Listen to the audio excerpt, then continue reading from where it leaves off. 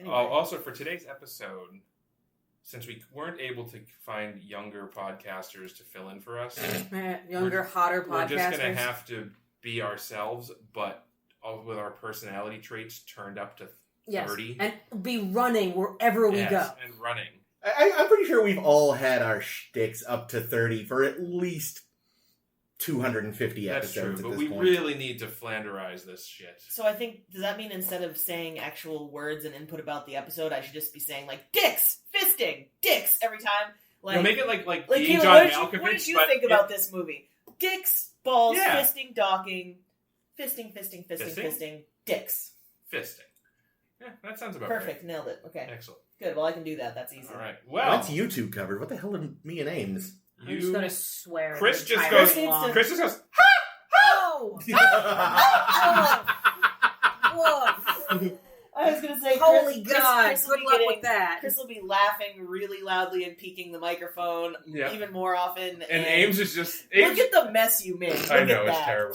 Terrible. Ames is just like, somehow we need to like get the audio representation of seething.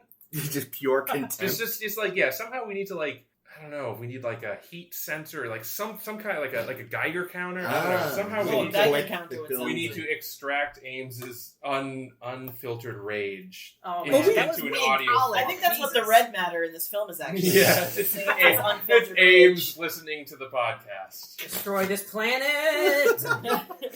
It's worth it to get rid of this movie. Oh God. Anyway. Yes.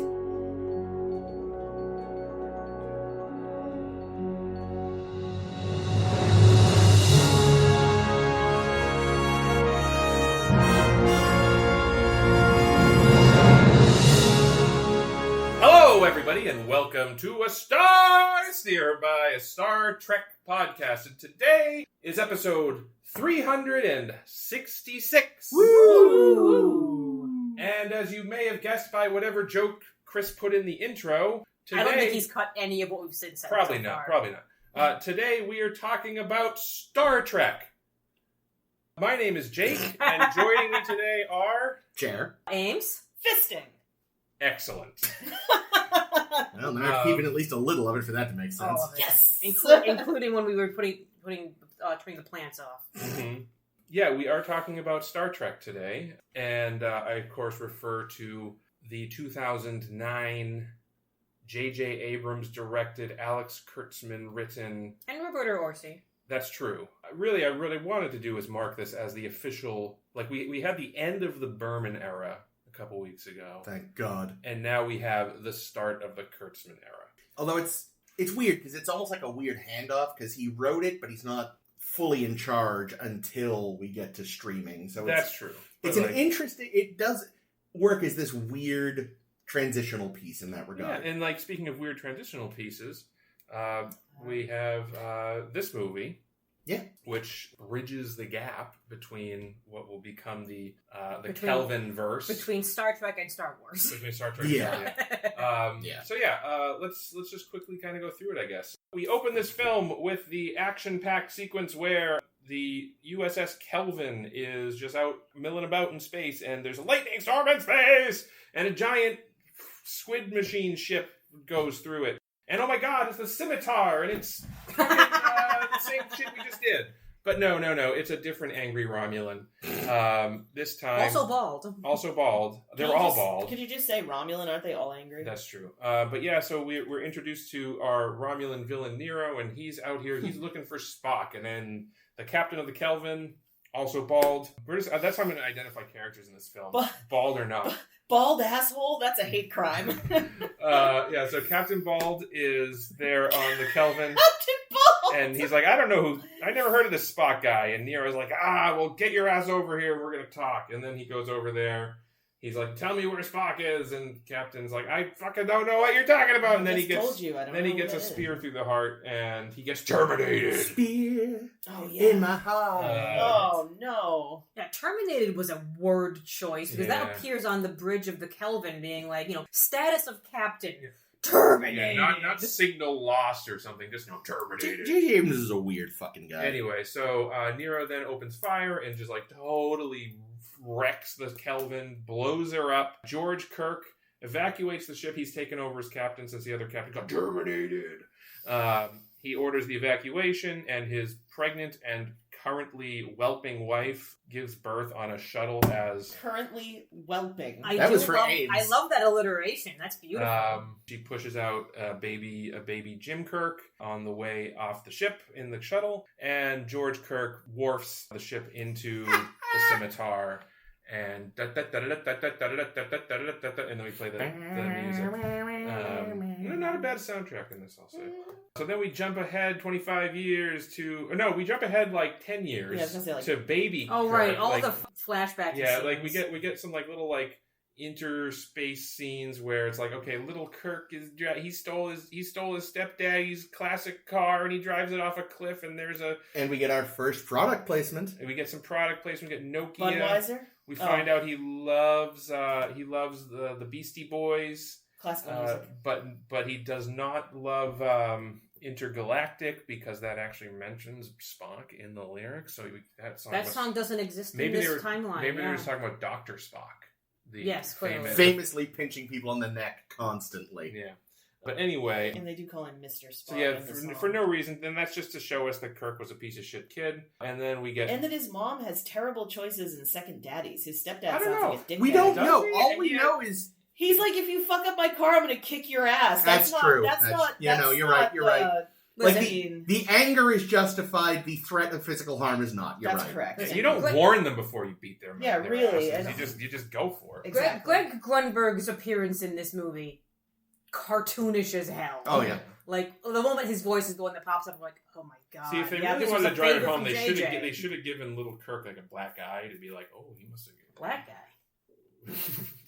He's just driving around with a black man in the passenger seat. It's having a great time. A black eye. It's one of Paxton's guys aged up with makeup. There you go. Tony Todd, we liked him. Yeah, just Tony Todd is just in the car with Kirk for no reason.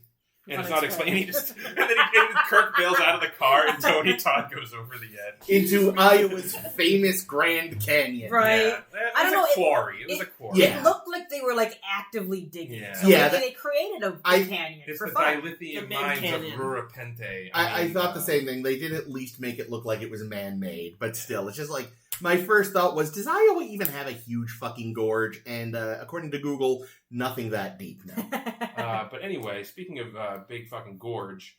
Please do. Where are we going with this? Nowhere, actually. Okay, that's what I thought. So then we joined baby... I'm just going so slow through this fucking summer. Yeah, I don't know why you're going scene by scene. Fucking interruption. Okay, whoa, what is that like?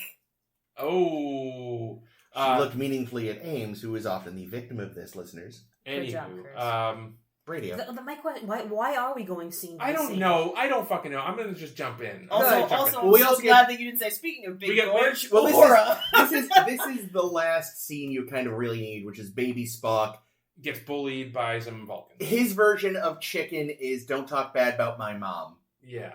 So some Vulcan boys call Winona Ryder a skank. Yes. And he gets into a fist fight. Some little Vulcan bastards. Anyway, jump ahead 25. Now they're all 25. Well, we don't know how old Spock is. I have their birth dates right there. Spock's probably like 60. Because I was like, wow, how? No, it doesn't make sense. Spock and Kirk in the Kelvin universe are 3 years apart. That doesn't make any sense. And McCoy is 3 more years older than Spock. Doesn't make sense. 3? Doesn't make sense. And apparently that became canon because that's all I can find on Memory Alpha now. Great. How? Okay. Sorry. I'll ask you later. Well, because... Yeah, anyway. Because I was also confounded, so I looked it up. That's fucking weird.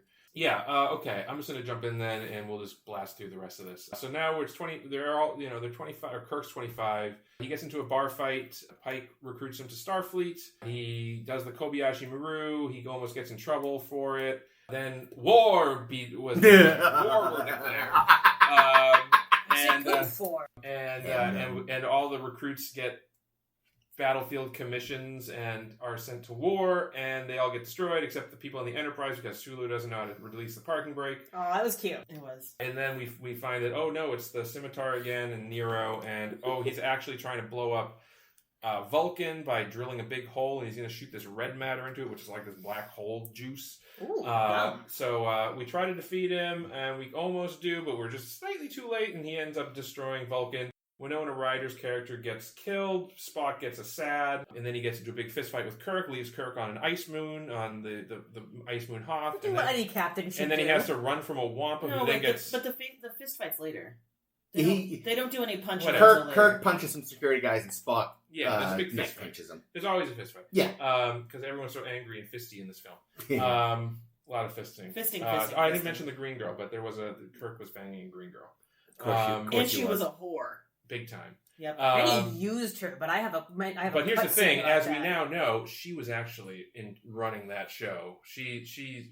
What? Because she's right, Orion. right. Okay. The Orion women. They're She's got the pheromones. So Kirk gets left on Hoth. He gets chased by a Wampa, who then gets eaten by a bigger fish. There's always a bigger. There's always a bigger fish. Same fucking joke, by the way, from Phantom Menace. And But they didn't do it a third time. and he somehow. gets. That's what they get for taking a dig at the Federation going too far, I guess. And then he gets rescued by old Spock, who then does a mind meld to give us basically the entire backstory of the movie. Really, the movie could have started right here, but whatever. And then we go find Scotty, who also lives on Hoth, and Spock has to show him how to make transparent aluminum. I mean, how to make a transporter go really far, because Scotty had done it in the future, and now we have this grandfather paradox. But of course, this whole thing's a grandfather paradox, so who gives a fuck? We then beam back onto the Enterprise, and we have this comical scene where Scotty is trapped in a water slide for some reason, and Kirk has to rescue him because Kirk is not trapped in the water slide, and it's all stupid. Oh, I forgot to mention the giant hands, also stupid.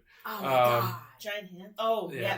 There's like so much. You left out the numb tongue. There's just so much stupid slapstick in this film that we'll get into. Anyway, then we have a fist fight with Spock, which then Kirk, but it was actually Kirk doing this masterful feat of logic on him to be like, "You're angry. You can't be captain if you're angry." And Spock's like, "Oh, he's got me. I guess I have to quit being the captain, and now you're the captain?" What about Archer? Archer's always angry. I'm gonna do you just like I'm gonna do Nomad in a few years. So that rule didn't exist. They wrote it because of Archer. Anyway, somehow Kirk, who isn't even supposed to be on the ship, and this is established multiple times, somehow he's now the captain. Well, he's and no one else was qualified. No one else is qualified. No, it's because Pike made him first officer. Oh yeah, right. Because Pike knows what because the fuck of is nepotism. going on. Yeah, exactly. Yeah, Pike's fucking dead. Okay. No. Well, we assumed dead. Anyway, we didn't see Terminated on the screen. We don't know. That's true. That's true. We didn't. We know.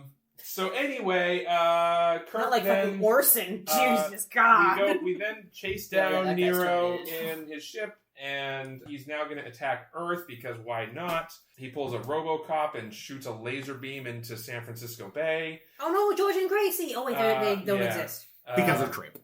Because of Trip. Trip already got George and Gracie. And Kirk and Spock now decide to be friends and beam over to the ship, and they rescue Pike.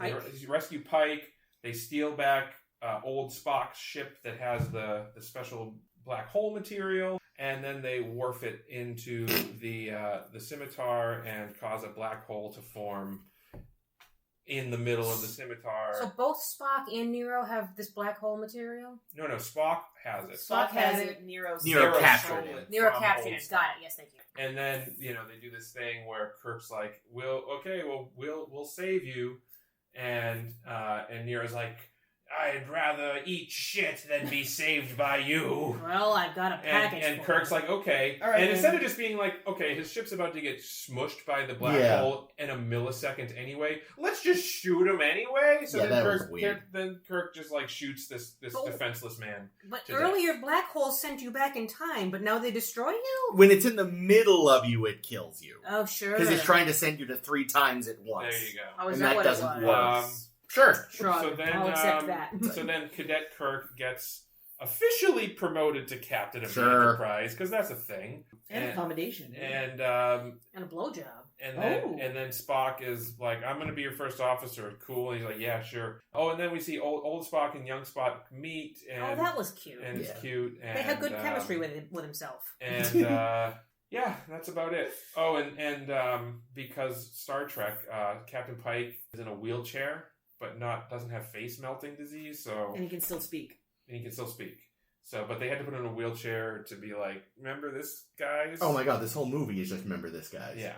Anyway, that's about it. That was a very long one, but I tried to rush through. Yeah, but this movie is also specifically tailored for people who don't get the Remember Us guys. Yeah, it's kind of weird. Like, that's why they just called it Star Trek and not like Star Trek Thing.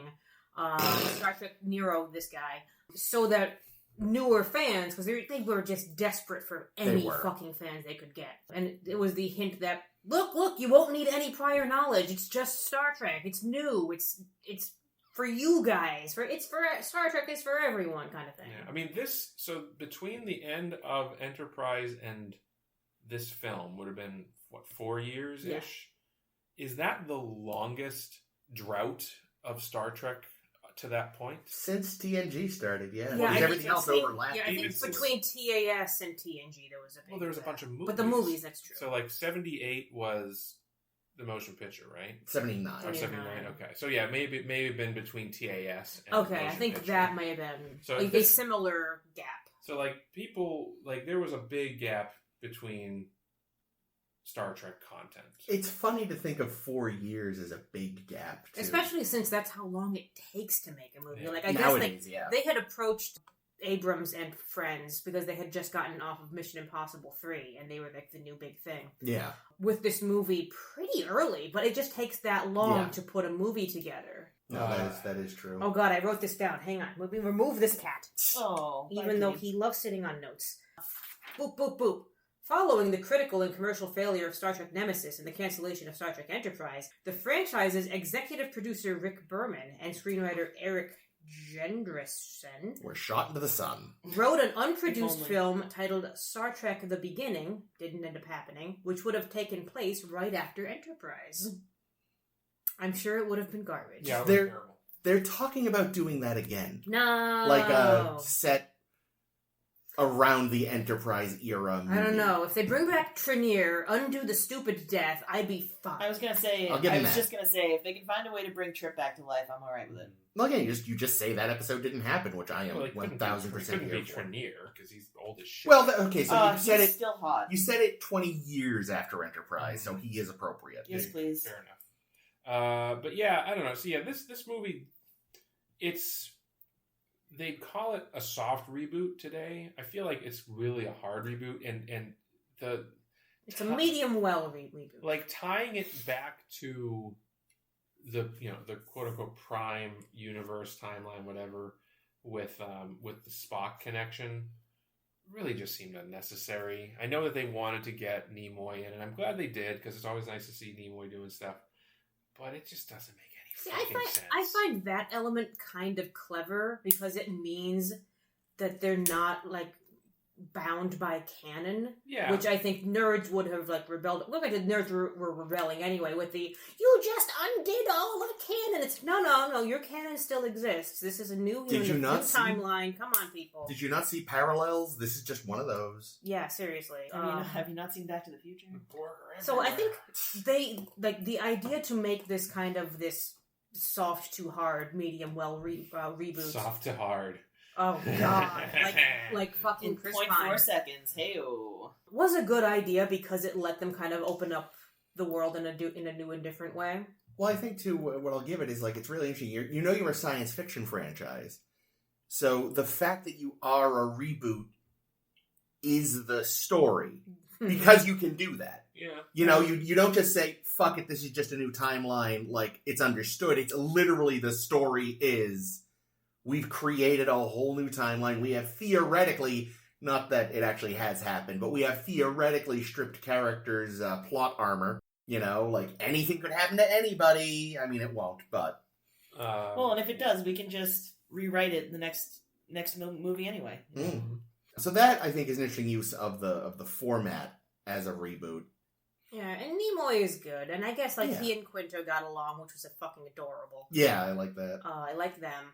And I know he famously said watching Urban as McCoy was weirdly nostalgic. There is way less McCoy in this than I remember there being. Well, you know what it is? Tell me. they didn't want to have 3 dudes. They didn't want to do the triumvirate. So they wanted 2 dudes instead? They wanted to be... It's a Kirk Spock thing. Oh, okay. Yeah, the one thing you'll notice with all 3 of these is they never really get the idea that it's the 3 of them. Mm. Yeah. They just do Kirk and Spock. And Uhura. Uhura has been like elevated to the 3rd. Ish. She's been elevated to Spock's side piece. Which, like, and that actually bothered me. And it's something Did that it bothered me that they make it very... There's a scene early-ish in the film when they're getting their ship assignments. Oh, yeah. And she is arguing with Spock. Mm-hmm.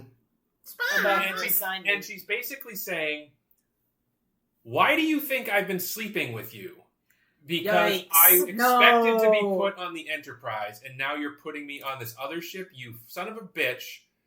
No more. You Crack that whip. You dead. Goblin. It's like, why are you making it very explicit that she's using sex to get ahead? Yeah, that's gross. And also just the fact that Spock would fuck one of his students is gross. Yeah, Also it's gross. Gross. I am not looking forward to, but I'm expecting to one day hear these skeletons in JJ's closet. Yeah. It's really kind of gross. It's like, yeah, it makes me kind of surprised because I know, like, JJ's wife, I don't know if I wrote her name down, so fuck it, basically said, like, oh yeah, this is good because, you know, there's strong female representation and this, and I'm like, you have 3 characters who are just mommies. Yeah. And then Uhura, who's, granted, we're shown that she's very competent while she's taking her shirt off, and also that she's mostly here because Spock put her here. Wait, who's the 3rd mother? Winona, I'm just kidding. Amanda. There was another one. Winona is Kirk's Amanda. mother? Yeah, Winona is Amanda. Yeah, what are you talking about? It might be the 2. Yeah. Yeah. It might be that there's Kirk's mom and then Kirk's mom again. Don't forget the slutty green chick. She's also there. Yeah, no, the women She's are... a strong the women are either female mothers or in their underwear. Yeah. I mean, it does not feel very female forward. This No. movie. Other than making Uhura competent, which I'm glad She they did. always was. But she wasn't because Well, you that can't just fucking say scene in Star Trek 6. Well, that made one her- scene aside, they had her in the original series. They had her in the guts of her station fixing it once. That's true. She was very confident. She knew her shit. That one scene in Star Trek 6 is just fucking dumb. I do just want to say, though, like, in terms of her being really competent while taking her shirt off, the thing that sucks about that is that Kirk is then the one that gets to take that information and use it. He does. It's like, you know, Yeah. she could have put that together, but thankfully there was a man there to figure it out. Like, Yeah. Speaking of that green chick, I had the backstory on that green chick, Gayla, I believe. Yeah, Gayla, that's right. And that's that. Does she have a moon? Is she related to Quark? That's good. There was a cut bit where, because you'll notice, like, when they're making out and it's getting hot and heavy, and I think she says, "I love you." Yeah. Yes. Kirk. Yeah. And Kirk says that's weird because there was supposed to be more to that scene, where he says, like, "That's weird. I have this CD drive or whatever that has my feelings on it that I can't tell you out loud because, you know, I'm embarrassed. You have to open it on your computer at exactly 3 p.m. tomorrow." And when she opens it at exactly 3 p.m., because, of course, you know, she's goo-goo-eyed on this guy. Oh, my God. That's what triggers the Kobayashi Maru thing. Thank God they cut that. Oh, wow. I do kind of wish that they had...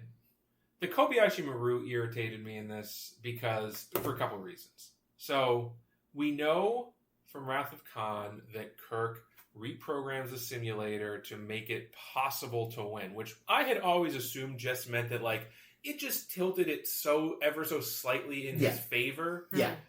That's exactly what they meant. Yeah, and that he, you know, like, okay, yeah, in the original scenario you can't win, but he just made it just possible that, like, if you did everything right, you could eke out a victory, and that's what he did. And not just sit there eating an apple like a douchebag. Yeah, but in this, they just... And I think it's sort of one of my biggest problems with this whole film series is that, like we've talked about before with, like, Kirk creep. Not Kirk the creep, but the creeping of Kirk's personality traits. Yeah. It's just like they latched on to, like, every little thing, like, oh, what do we know about Kirk? Well, we know that he likes women. Okay, well then anytime there's Kirk on screen at the same time as a woman, he's going to crane his neck comically and go, hello, ladies, because that's a Kirk thing. And then, oh, well, we know he reprogrammed the simulator in Star Trek 2 so that he could win the Kobayashi movie. Well, let's make it so fucking obnoxious that he just sits there, acts like an asshole, and eats an apple while being a cartoon version of Shatner. Yeah. And it's like, okay, I see what you're doing, and you're doing it because the fucking, because JJ doesn't like Star Trek. Well, no, it's not because JJ doesn't like it. It's because JJ was making this, I mean, you've already even said it, like, he was making this for general audience who's not Star Trek familiar. Because that's what they think about. Right, and the things that they know about Star Trek are Kirk's a rebel, and he's a womanizer. So we have to, like, those are the personalities. Apples. Now, let's be fair, though. JJ is a fucking hack. He wasn't at this time. At this time, people fucking loved him. That's the thing, but I am thinking in the retrospect of Rise of Skywalker. Oh, of course. Well, we know now. He's always been a hack. We just maybe... Like, I never really got into Lost, so I didn't have those, like, warm fuzzies about him. Well, not all Lost was him, so... No, I know, but... didn't Lost kind of go shitty? Yeah, but... Shitty? Yeah, that's the issue. But, like... He can't the man... This does, like, and I know he wasn't the writer on it, but clearly his hands are all over it, because, one, the man does not understand scale. Oh, God. Oh, yeah. Like, that was a problem in Force Awakens, too. He does not understand space, as Douglas Adams famously said, is big. Really big. Yeah, like imagine the biggest thing you can, or whatever. I meant to have this written down. J.J. Abrams thinks that the entire... Like, at one point, Spock says this supernova is threatening the galaxy. How does a motherfucking single... Like, okay, maybe. I will give you that star was close enough to Romulus. Like, maybe, it was near enough to the Romulan system that it could destroy Romulus without it actually being Romulus's home star. But the galaxy? I just... The man doesn't get scale. He doesn't get subtlety. Well, and I say this as someone who loves a lack of subtlety. This man does not get subtlety. But did he write the script? No, but I'm sure he had a lot of say over it. Because again, there's so much here that is just grade A JJ bullshit. Well, let me give a concrete example of the sense of scale. So, one of the stupidest things in The Force Awakens is when the Star Killer base exactly what I was thinking shoots laser beams and blows up a bunch of planets, and everyone in the galaxy, no matter where they are, that looks up in the sky can see the laser beams and they can see the planets blowing up simultaneously at the same time. Yeah, which is in the galaxy. Impossible. And in this film, the thing is, like, you wouldn't be surprised by that in The Force Awakens if you had seen Star Trek, because in this film, he has Spock standing on the surface of a planet, looking up and watching another planet that's, from this perspective, is probably larger than Earth's moon. Oh, yeah, significantly like, huge. He's looking at another planet that is, like, warp speed away. Like, how far away was he supposed to be? We don't know. Like, that's insane. Probably light years away. That's it. You look at it and you think he's on the moon. That's right. That view only makes sense if Delta Vega is Vulcan's moon, but Vulcan, as we know, has no moons. Right. It has been said. Although they then had moons in Star Trek the motion exactly. picture. When he was getting his colonoscopy. Kirk also said he never had a brother in Star Trek 5, so... well, in this movie, maybe he doesn't.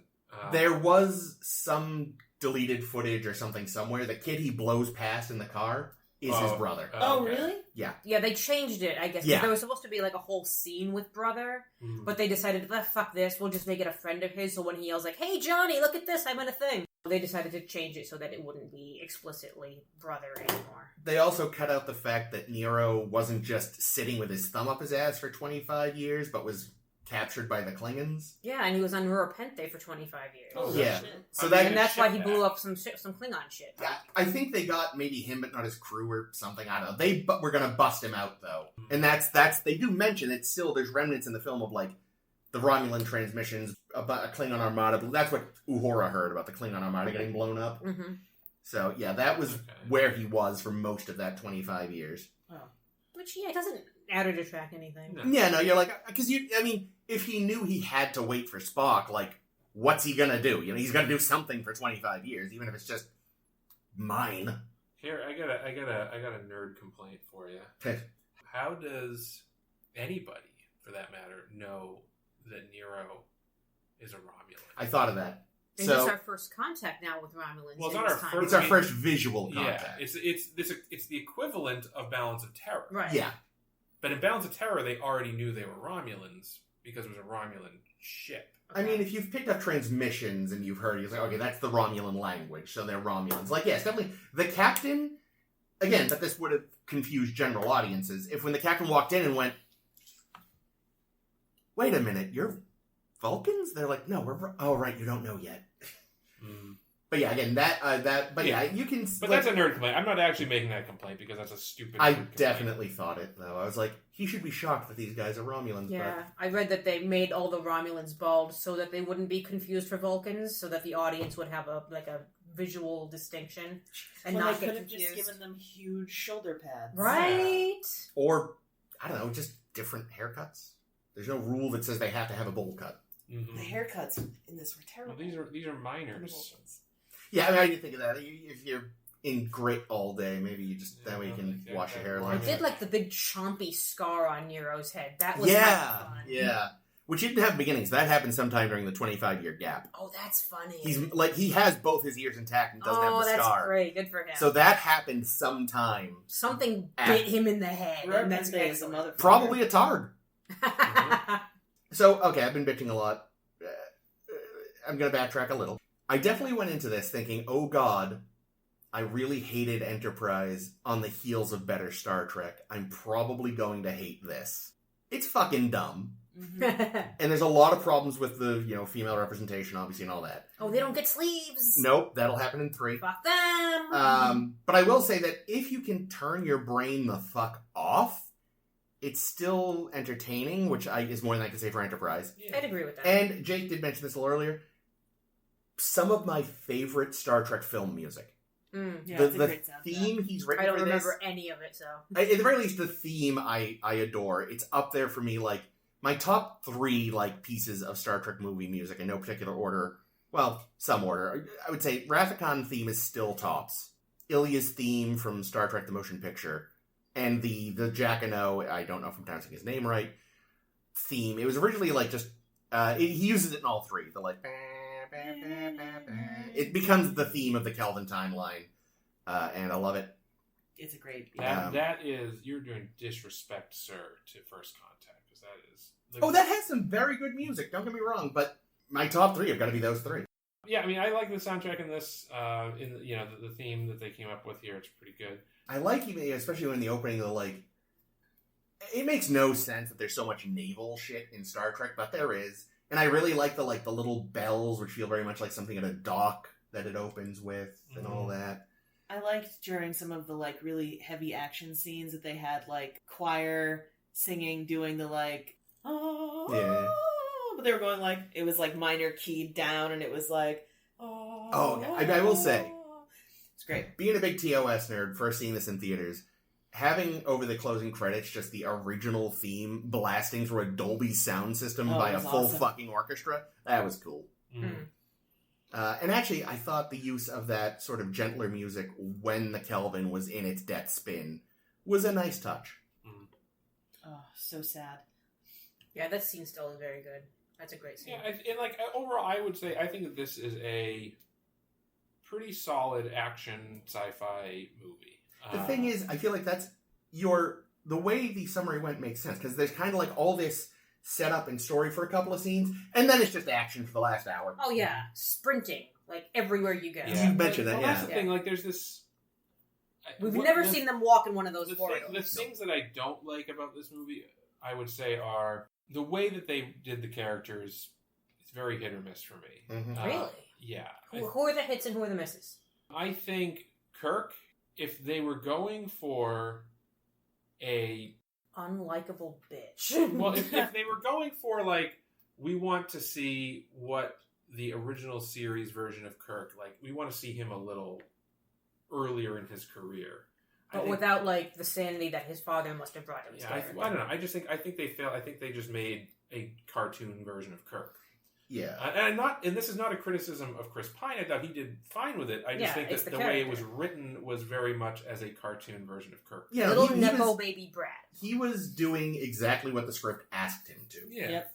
I think Zachary Quinto and the Spock character are also a miss. Yes, I agree. You used to defend him. Here's the thing. I like Zachary Quinto. I think given different writing, I think he'd do very well with the character of Spock, but I don't think that this is a good translation of the character of Spock. No.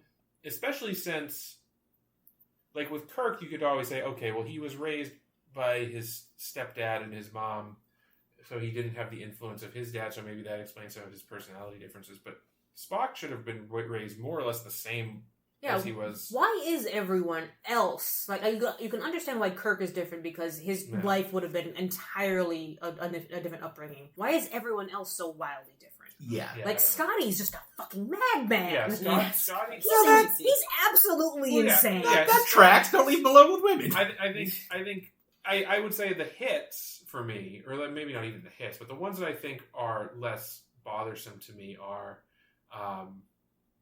I'd say Sulu works pretty well. Cho is good. Oh, he's great. Because he's just like, Sulu, he's just as competent as he ever was. I think this kind of stupid thing is that he's a fucking swordsman expert. I didn't even mind that. But also, like, Yelchin is perfect in this. And you can't tell me a thing otherwise. I think Yelchin I does a adore really good him job. in this so much. I think, in like, even sort of that, like, puppy dog energy that he has is... He makes the Wessels make sense, and it's cute. Like that, I could see TOS Chekhov be acting like that. Just because he was in TOS, he was always shown as, like, kind of impulsive, like the less mature kind of guy.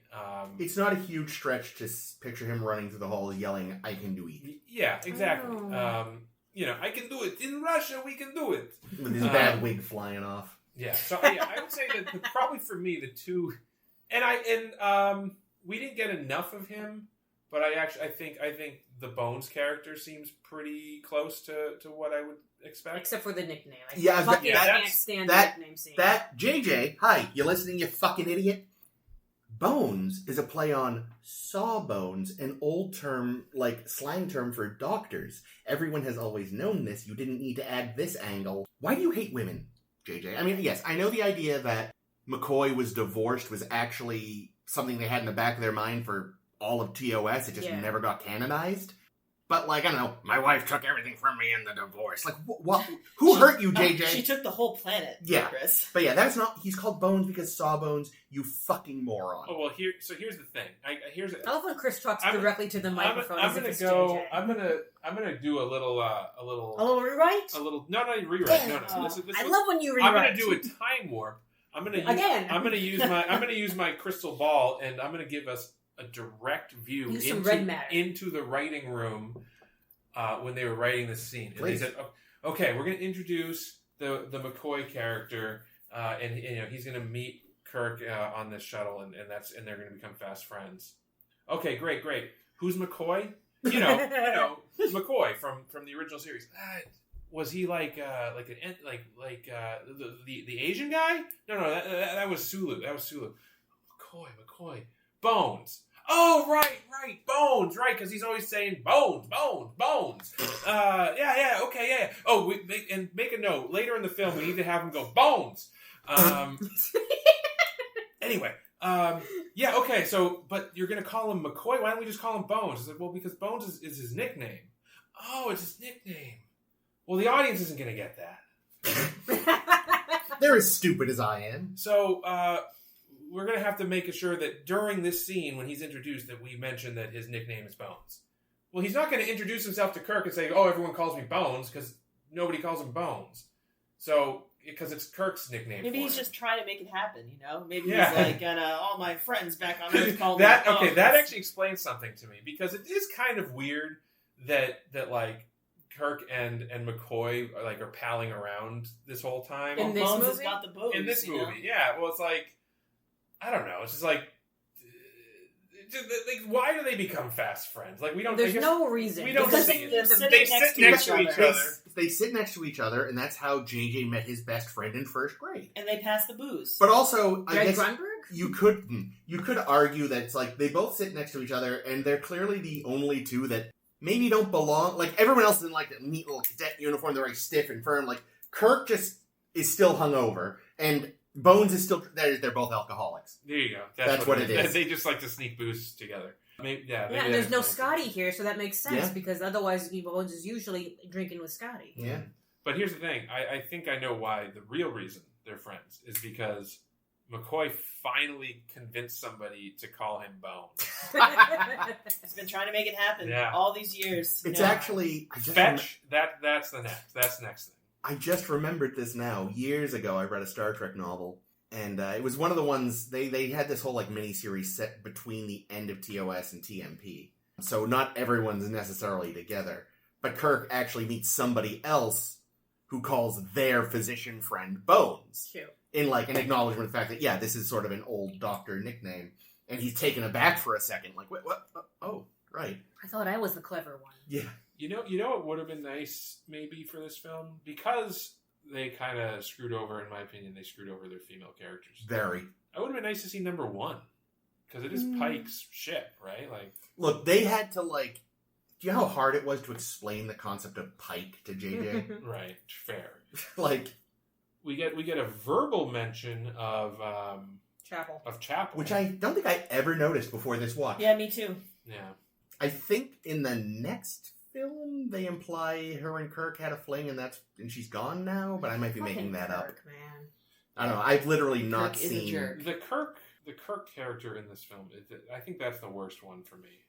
It's like Oh god, He fucking fails upward the whole movie long. it's Like, just Archer again. Here's the But not angry. I mostly enjoy this movie as an entertaining watch. I even looked up because I saw this movie when it came out back in May of 2009, and I wrote a live journal entry where literally the one line is, "So that Star Trek movie," and I always framed live journal entries at the time as conversations with myself. Oh, I didn't take you for a Trekkie. I was like, no, I'm not, but it was entertaining, and that was it. That's all I said. Yeah.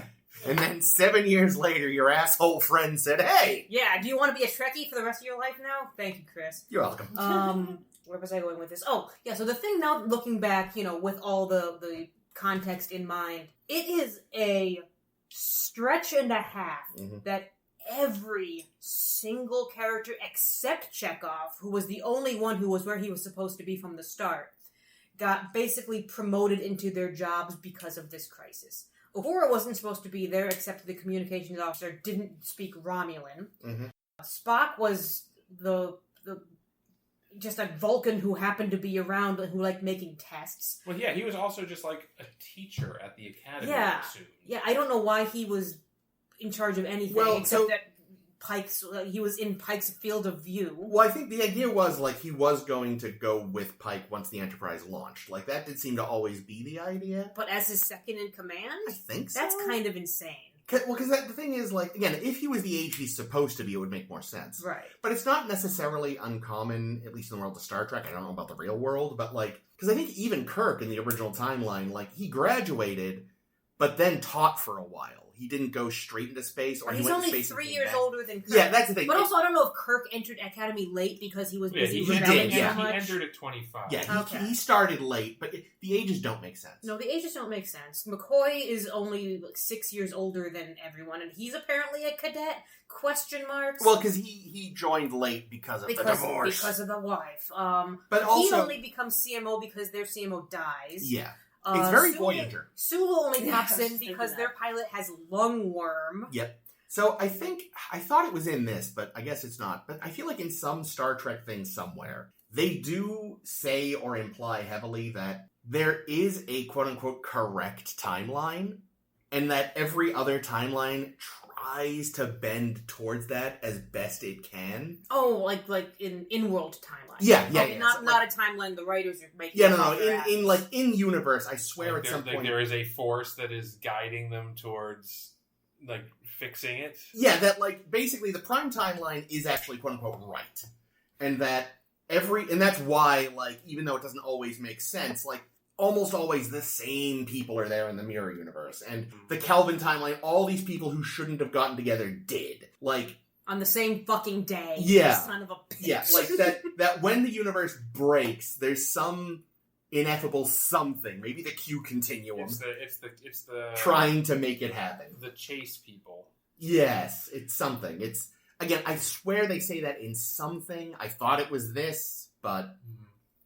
Yeah. Oh, so I guess... So, alright, so everybody else, basically... Well, Kirk, McCoy, Sulu, and Chekhov, and Uhura are all basically starting their careers. Yeah, this is their first day, and suddenly there's war. So this is really the Valiant. And Spock is... been around for a little longer, perhaps. He's an instructor at the academy. Scotty's just like, he's going to show up and he's like the old man. Because he's been in the field for however long. Mostly on Delta Vega because he killed Admiral Archer's Beagle. Well, we don't know that. I will say... there was supposed to be a joke where it would reappear at the end. Oh, I wish that had happened. Because then you'd get to see a Beagle. Yeah. And then Bacula shows up.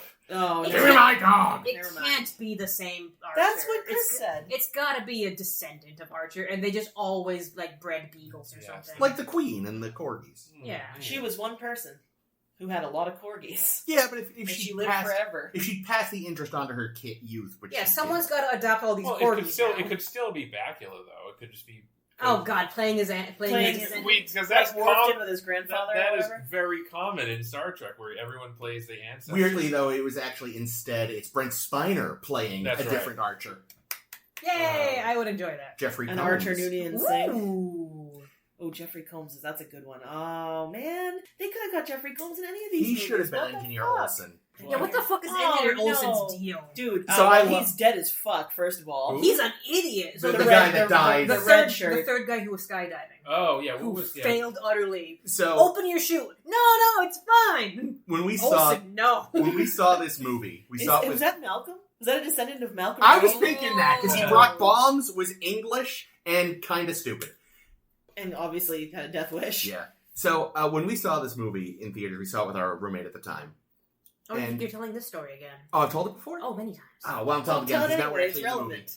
So that, when they're walking... I'll wait over here. When they're walking down, it's like, Mr. Spock, Mr. Spock, Mr. Sulu, Mr. Kirk, and our whole time our roommate's going, say Ensign Ricky, and Engineer Olsen, yes! Because, not only someone you never heard of, but there's a replacement waiting in the wings. Yeah. And he's wearing red. Well, yeah, now, that was clearly an intentional joke. Yeah. About we're gonna have a red shirt. So interestingly, I looked up Engineer Olsen because I was like, I feel like I heard he was in Star Trek before, and it turns out he was once.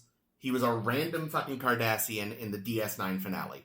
Oh wow! Yeah, but he was a random Cardassian. Yeah.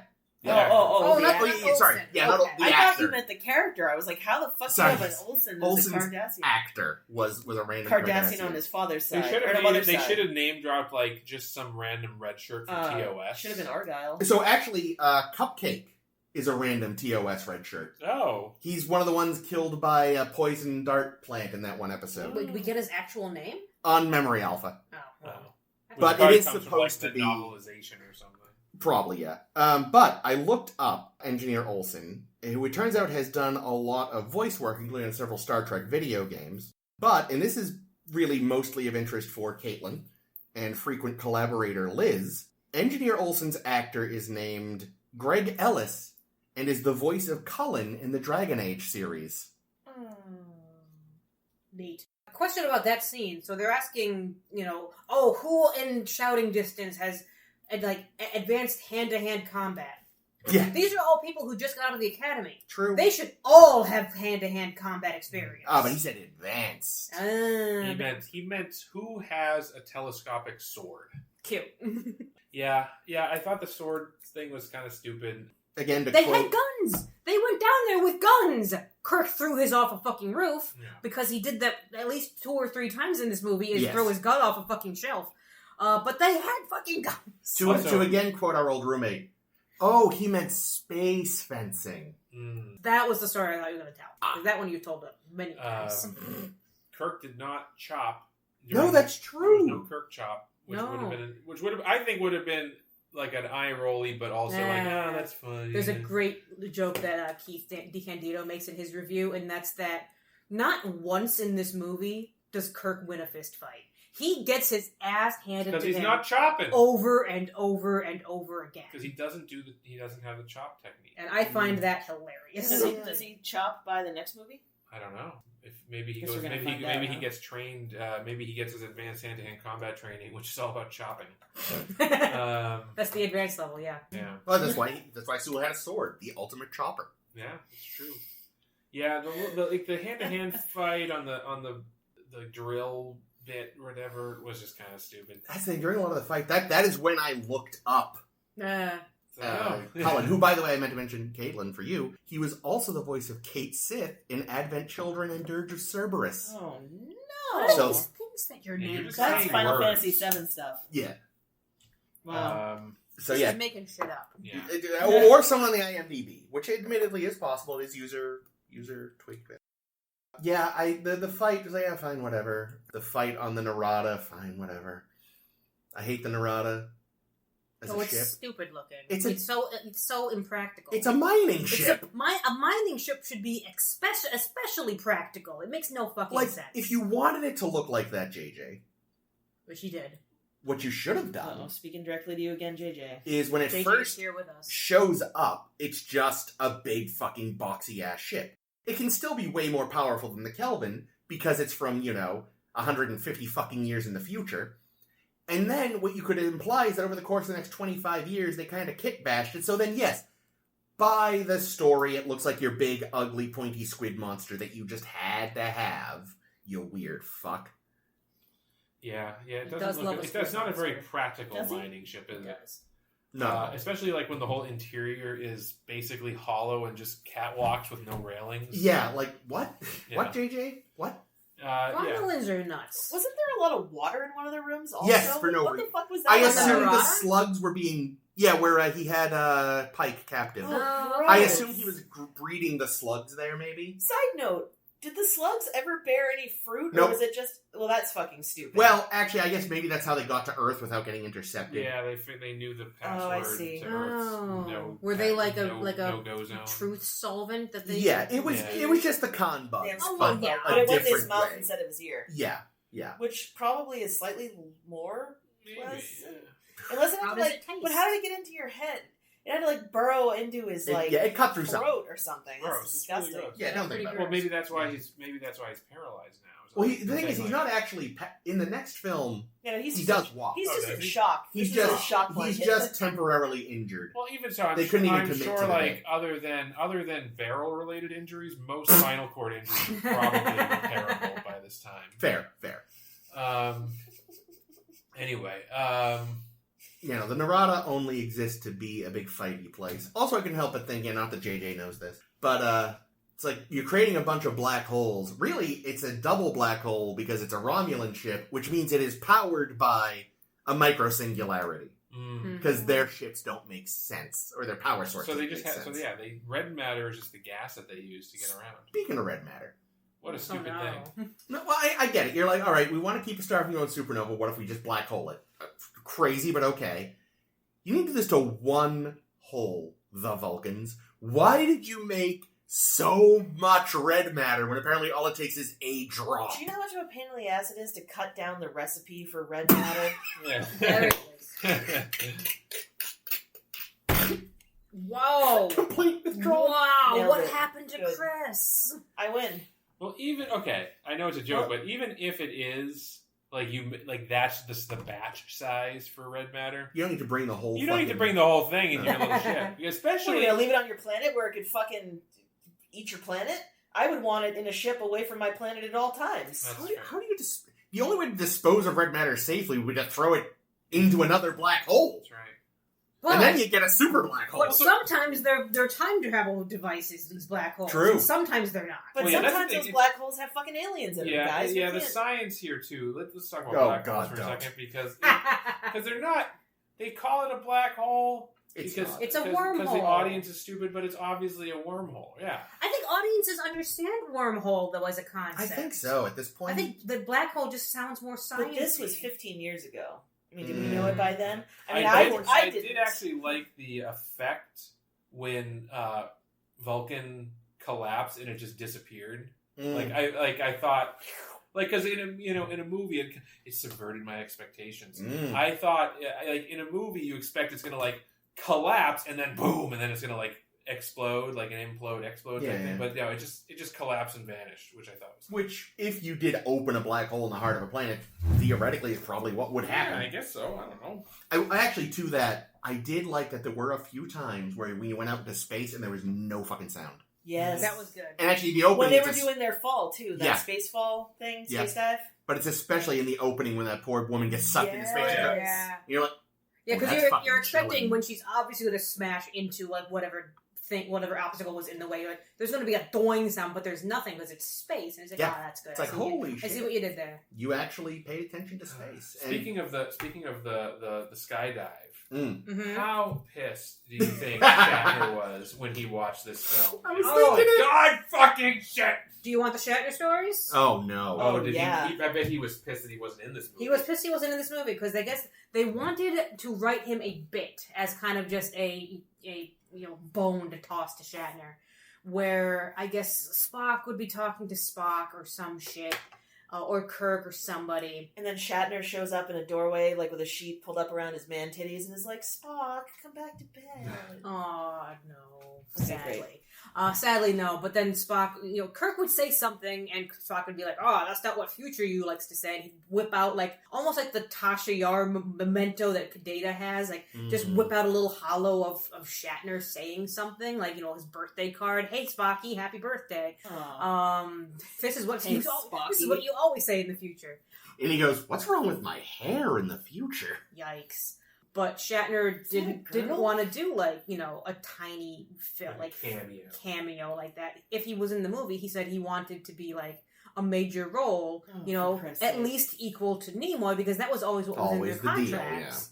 Is that he and Nimoy would get what each other get. And I guess, his idea was to try to, make all of his novels canon. Oh, my God. And undo the death in Generations. Because in all of his novels, the Generations death, they get somehow erased in some way. Borg. And that way Kirk could be around. And they were like, no, then this would turn into a Kirk movie. And this isn't a Kirk movie. This is a Pine and Quinto movie, not a Shatner and Nimoy movie. It is a Kirk movie. It's just not... Yeah. He's Kirk. And I'm not kidding. I read the novel. The Borg bring him back to life. God damn it. No, here's I got an idea how we get Shatner in here. Instead of Nero, the villain is a clone of Kirk. No, it's Shinzon! The Romulans created. I thought you were going to say somehow it's Mirror Kirk. Oh, there you go. That's out for vengeance. Although I think I'm stealing that from a Shatner novel. I think evil Kirk somehow gets to the prime timeline and tries to fuck shit up at one point. Evil Kirk from the Mirror Universe? Yeah. I thought we talked about that a little bit in when we talked in A Mirror Darkly. But or is there more? No, I think there's actually a Shatner novel where that did actually end up happening. Great, more mirror shit. That's just what we need. I was gonna say Ames would have really hated this mirror shit. It was also Mirror Kirk. Mirror shit, honestly, even I don't fucking need because fuck off, Shatner. You should have just taken your cameo. My understanding, because I remember reading that once, is the letter was going to be something Kirk had recorded for Spock right before going off on the Enterprise B. Oh no! Being where he goes to the fucking Nexus, where he's going Spock, I'm sick of sitting around. Let's you and me just get a ship and go out there together. Happy birthday, Spocky. Yeah, which in a way kind of makes his death almost a little sadder because him and Spock were gonna go tool around together. I don't know if I need that scene because I don't need to wank about seeing Shatner because I wouldn't. Yeah, I'd have no care. Having Nimoy was sufficient. I think he had become sort of the link to TOS everyone was very content to have. Which is exactly why Shatner hated it so much, I'm sure, Yeah, I guess the writers specifically said okay, we have to get Nimoy, and Nimoy's more particular about what he wants to be in. Yeah. And they said, if we can't get him, we will pause and do rewrites until we get him. And Nimoy, appreciated the script. He loved working with Quinto, so he was on board. I will say I do love the line, since my usual Oh, I like that. would be weirdly self-serving. It's like, that's funny. That's yeah, great. live long, because, I want to live long. Yeah, that's that sort of like dry Vulcan humor. I like it. And that's, I think, part of what you just said about dry Vulcan humor. That's what they got wrong about Zachary Quinto as Spock, I think. He's like too smarmy and sarcastic and like, I don't know. He's also just super angry all the time. Yeah. Well, that's that human half. Yeah, I guess what they're implying that this isn't the tempered Spock that we see in TOS. That like he's still got a lot of that human. I know what it is. Lack of control. I figured it out. In the Kelvin timeline, his parents never adopted Michael. There you go. But why would the Romulan thing have affected that? Oh, I don't know. The Kelvin timeline makes no sense. Oh, I was just joking anyway. But I just feel like, and I'm not. Sometimes recently, this happened on a podcast that Chris and I listened to called "Your Stupid Opinions," where people were using the term "sassy" to be like a stand-in for gay. And I know that Zachary Quinto is gay. That's not the. When I say sassy now, I'm not saying gay. I'm saying sassy. I feel like Spock is sassy as fuck in this movie, and it just doesn't feel right. oh, see, I would rather say, if anything, TOS Spock is sassy, and this one isn't. I think what you were getting at earlier, I thought was like there's a lack of like I said, there's with original Spock, there's a wryness, there's the occasional humorous jab cloaked under Vulcanism. Quinto, it's interesting. Quinto's Spock is more in touch with his human side, maybe. You know what it is he and Bones almost never interact. Yeah, and that's what he doesn't have the Spock Bones sass. Maybe you're right. Maybe it's pissy, not sassy. Yes, that's what it is. He's pissy, not because TOS Spock. No, God. Nimoy is sassy as fucking TOS. He is the sassiest bitch in space. But like very rarely, whereas like his Quinto is like on all the time, but just in the wrong way. Yeah, like I say, he's more pissy than sassy. Yeah, no, pissy. and Spock's sassiness is like, it's chosen points. But yeah, he's definitely a little grumpier. Although I like, hey, Sarek, you seem to be on the board for the Science Academy. Nepo maybe babies. say to your colleagues, hey, could you maybe not shit on my wife in front of me? And also, that's really but it's logical. It's really a sure. thing for my son. But I'm sure the fucking knowing Vulcans, they fucking love shitting on him for. Oh yeah, no, they are dicks. Like no doubt. I want to rewrite where he fucking says, "You keep my wife's name out of your mouth," and fucking decks him in the face. Yep. I will give him. And then they all get exiled from the planet, so Amanda doesn't die when the Vulcans get what they fucking deserve by having their planets destroyed because they're such a dick. I will say, even if they did overdo the pissiness, his "live long and prosper" translation, "go fuck yourself," is kind of great. Oh, big time. Yeah, I like that. Yeah, so yeah, I don't know. I think for the most part, the actors did a good job. They did what they were given. Yeah, they translated. I can tell that most of these actors watched TOS and like to get a sense of for how the characters. Yeah, should be. I know Pine in particular said like he started watching some Shatner in TOS and said, I don't want to just mimic Shatner because that's going to be terrible. Yeah, it's a bad idea. So he, according to him, he incorporated like Tom Cruise from Top Gun and anything Harrison Ford has ever done, and kind of made that into his Kirk. So he's O'Kona. That's good. But I would say, and I don't think she was bad in the movie. Let me be clear. I'm not criticizing her performance, but I do not see Nichelle Nichols' Uhura at all in the character of Uhura in this film. And maybe that's fine. And because and that might be fine. It's not a criticism so much as it's just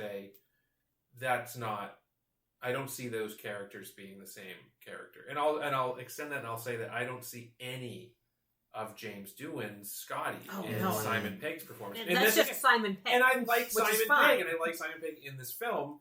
Well, it's not the same character from TOS. Well, they also decided that Scotty would be comic relief. Yeah. Which is a Simon Pegg thing. Yeah. And Scotty was funny, and there were funny jokes that he made in the film. But he's not in the comic original relief. series, and But Oh. yeah, exactly. He's not just like the goofy Scottish guy with a goofy accent. Whoa! Of all the fucking references, because there's so many, giving Pine the doing head donk from 5. Oh yeah. It's like, wow, of all the fucking things to reference. No one likes that Was it a movie. reference or just this is a small ship and 50-50 shot. Yeah, like I don't know if that's a direct reference so much as it's just say, oh, we'll do a thing to show that he's, whatever. Mm. But yeah, like again, yeah, I guess the question is, I would say that although I didn't see any of the Nichelle Nichols Uhura in this Uhura, I like this Uhura overall. Yeah. I think I don't know what the fuck she was doing in Iowa. Yeah. That's like there's a shipyard there for some reason. But I think that the Spock relationship cheapens the character. The Spock Uhura relationship? Yeah, big time. Yeah, I agree with that. Especially making it explicit in the film that it's like wait for the next film. There's a quid pro quo type of situation happening here. Yeah. Which is just gross. If they had they could have been in a relationship and that's fine.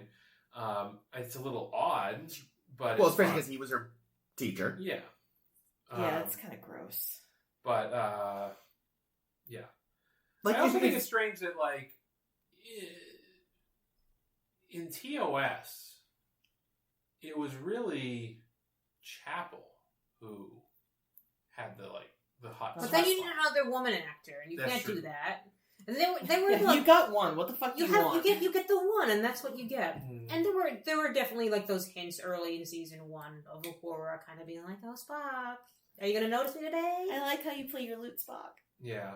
Well. Yeah. I'm curious if because I know like Nichelle Nichols had suggested she come in and play Uhura's grandmother, and I don't know if there would have been like a scene between the two of them or what. But I'm curious, like, just how much she was involved, because I guess they had to not be able to do that because there was a writer's strike, and they would have added the scene too late during the writer's strike, and they couldn't have changed the script by then. I feel like I read at the time, like, they managed to, when, obviously could, as often as possible, they got the actors to meet their counterparts. Yeah. Oh, I love that. Obviously not. You say where, Yeah, right, both because Bones and Scotty would have been had both deceased passed by by then. then. I know Peg met up with doing Son, and they talked. True. Doing Son, I saw on your paper had a cameo. Oh, did I write that down? Where was I it? did write it down. Where is it? It's in the cast list. Fuck me. Because it was when I was looking at the Oh, here cast we go. list. Chris Doohan makes a cameo appearance in the transporter room. Oh, that's all I wrote. Yeah. So there it is. Well, that's all she wrote, folks. So that's nice. That is nice. Abrams wanted to give a cameo to Kerry Russell, Who's but Kerry Russell? He gives her a cameo in Rise of Skywalker. she was She in plays the Felicity. Power Ranger in Rise of Skywalker. Right, she's Felicity. Yeah, She's She's one of Felicity. JJ's like Wait, go-tos. was she not the Orion girl? No. It's funny, because, I forgot she was in that, because I mostly now think of her as the woman from The Americans. Yeah. Oh, she's Which excellent in that. I still need to finish that. It's such a So good fucking good. show, though. That's a great goddamn show. But yeah, Felicity was one of his early things, which I always forget. Yeah, I didn't realize that. Yeah, what happened, JJ? He did some good stuff. Like, the early seasons of Lost were really good. Fringe was really good. How was he involved in Fringe? He was, the creator of Fringe. You're kidding me. Fringe is excellent. I'm pretty sure that's why Nimoy is involved in this. Oh, what? Because Nimoy appears in I that think, briefly. yeah. Damn. I'll have to try to find it. It might not exist anymore because it's a very old article, but I remember someone kind of explaining that at some point he got obsessed with the idea of the mystery box without actually having anything interesting inside it.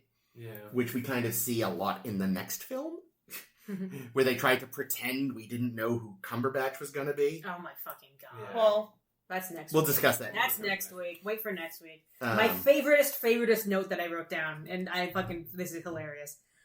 There's a lens flare count for this movie. oh my god. The lens flare count for this movie is 721. Holy fuck. shit. I was gonna jokingly be like, well, before you tell us, would it kill us if we took a shot every time? And the answer Oh, is here we go. Yes. All right, well, guess what it is for Into Darkness. 12. What, how many was it this time? This time was 721. I'm gonna... Speaking of lens flare, Jake turned the a lights little on. dark. Little lens flare there.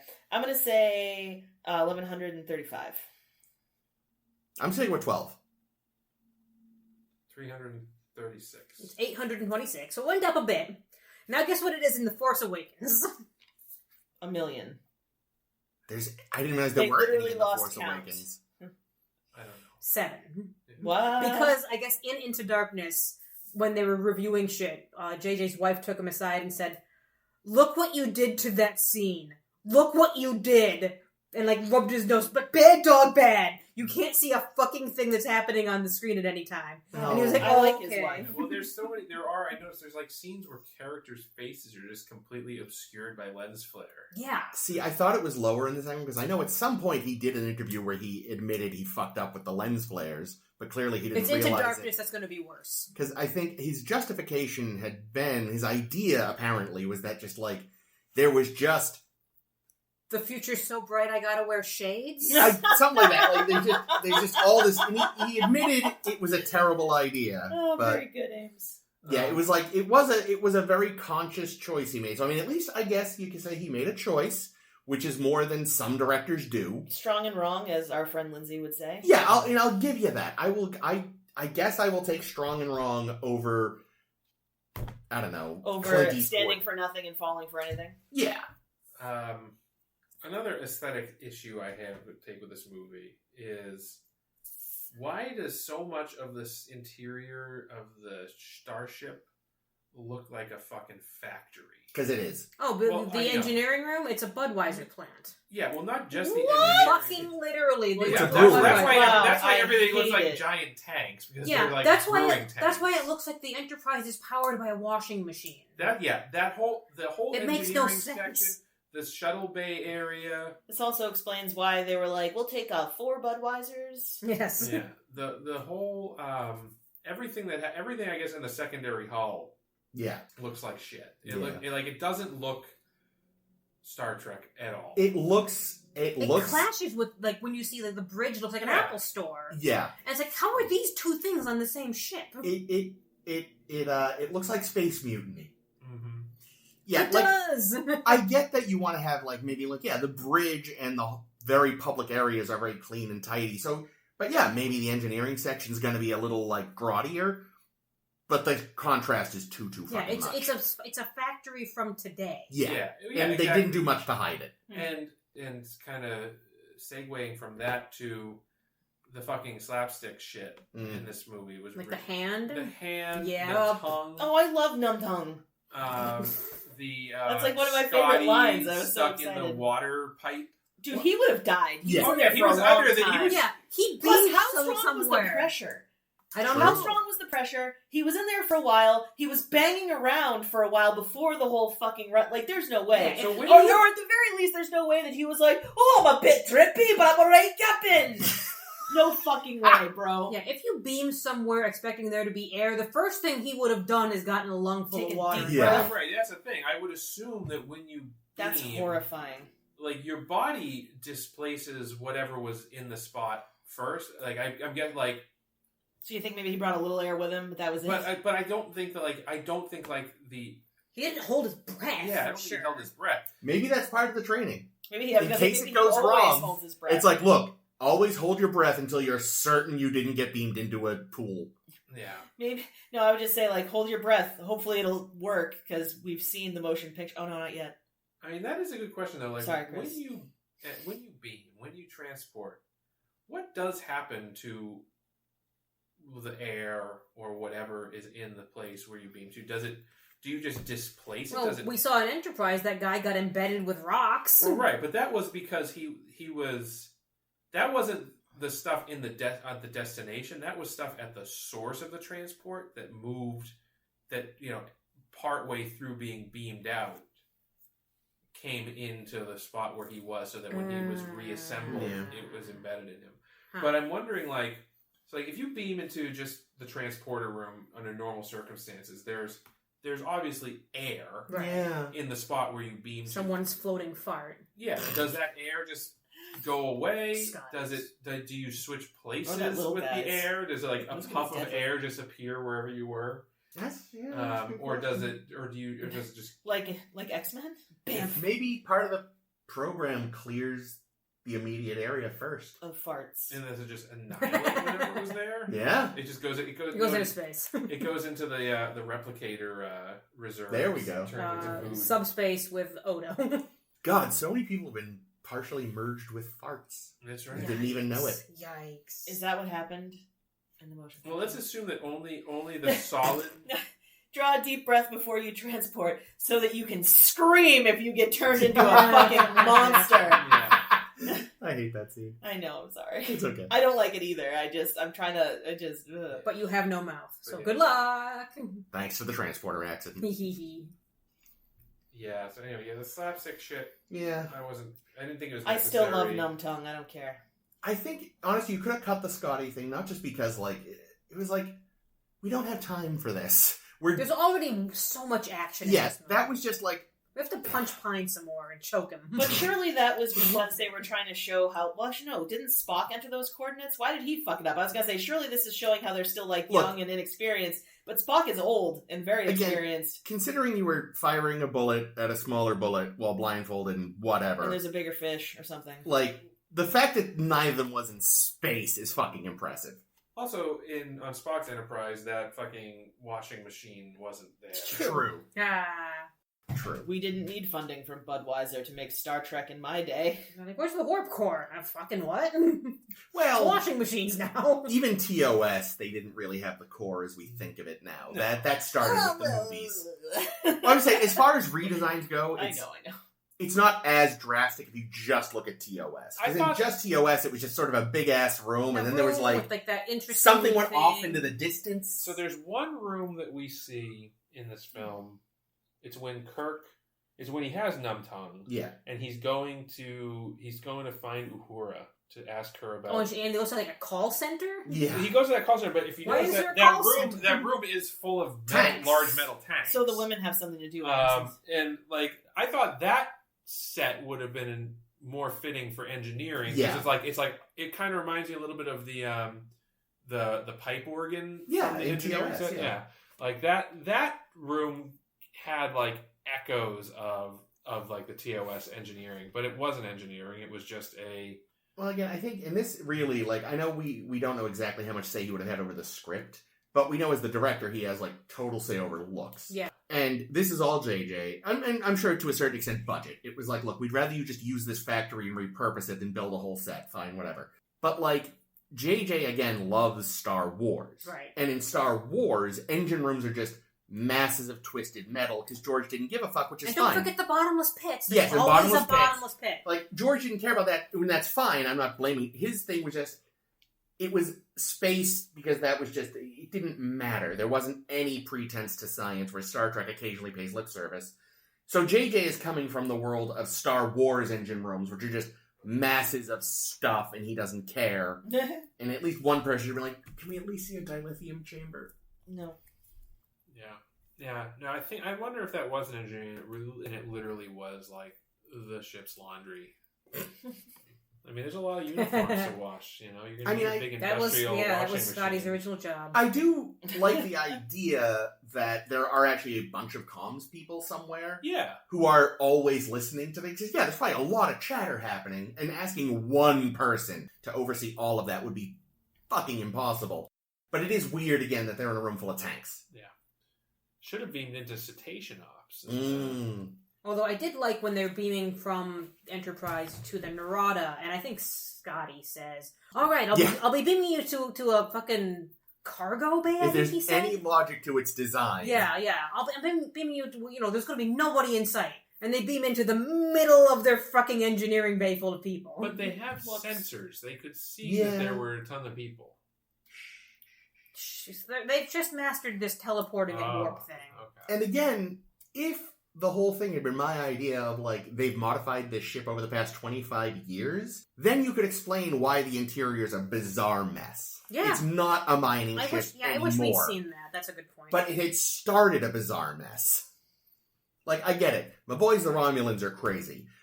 But aside from the fact that they're powered by tiny black holes, the ship's Which they don't know in this movie. There's no They don't know no mention of But it. like, in this movie. but aside from that, Romulan ships make some sense. You know, there is logic to them. They're not just masses of space tentacles with no rail. Like, they have normal rooms. We've seen them. Like, this does not work as a vessel. Or that. Also, if he'd done the original voice print recording, it should have recognized that he said weak Thor. Maybe he tried real hard. The first time. Yeah. It got done up for his, Well, it's just powered by like, Alexa. Right. I like when young Spock goes into the jellyfish, and he says something, and it's like, hello, Spock. And it's like, dude, your voice is not old, chain-smoking Nimoy's voice. But voice prints don't change that much. How does that work? How the fuck does that work? I don't know. Because, like, you're... Yeah, a gruff science man with, like, lung problems should not have the same voice when he was younger. Yeah, it maybe should have been a DNA. It's also a different actor, so what? He definitely would. Son of a bitch! Where did you get this information, Jake? Were you on Memory Alpha? Ames, just 10 out of 10. No notes. Perfect. It's funny, like, I think... Unfortunately, they couldn't get young Nimoy for this. Still haven't invented time travel. Unless you're in a turbo lift, which are fucking instantaneous in this movie. Yeah, Jesus Christ. Like, what the fuck? Like I thought Jake and I were watching, I think the Red Letter Media folk did a review on this that we watched. And it just shows, like, okay, so here's the diagram of the Enterprise. Spock enters from Shuttle Bay. Yep. All the way on the ass over here. Hops into the turbo lift. 1, 2, 3. Oh, he's on the bridge! Holy shit! Again, JJ thinks space is tiny. So the Enterprise is a Yugo. Even though it's a bigger ship, we discussed this. Yes, we did. That he made the ship twice as big for this movie for reasons. Yeah, well, I mean, the Kelvin, which was just a... More ship, more length. So much smaller, you'd think, had 800 people on it. Yeah. I missed that until this viewing. Were they all crammed into bunk beds? I think so. Right, because he talks about your dad was captain for 12 minutes and he saved 800 people. So... The fucking Kelvin... more than 800 people then, because they lost some people. The Kelvin prize must have at least 1,600 aboard. Holy God. Yeah, doesn't make any damn sense. Yeah, well, in like the shuttle bay, when they show it from the outside, I mean, there's like dozens of shuttles. Yeah, I feel like in TOS like there were airport. 2 shuttles. They had to like keep some below in like an elevator, which elevator. is never brought up in the show, but it was on the like diagram. Yeah, and certainly that in the bowling alley fit in the shuttle bay, more than 2. No, 2 at most. We never. That's if they should have shown us. Kelvin should have finally shown us the Enterprise bowling alley. That would have been awesome. Frank Grimes lives right underneath it. So there's a Simpsons shitposting group I follow, which I think I've shared a few things from there. Lately, the trend has been things Frank Grimes lives between. And one of them was, I live below a bowling alley and above the shuttle bay on the Enterprise. That's good. That's good. I don't understand. I know what Frank Grimes is. From The Simpsons. I know that. The joke is he lives below a bowling alley and above another bowling alley. I don't remember that joke. Oh, it's a great show. Oh, it's classic, yeah. We gotta rewatch that. Yeah, it's a good episode. Which season? It's one of the later good ones.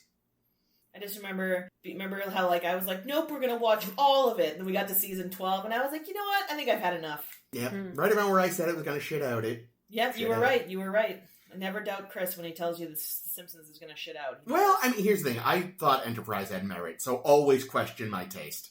Yeah, check your references. Yeah.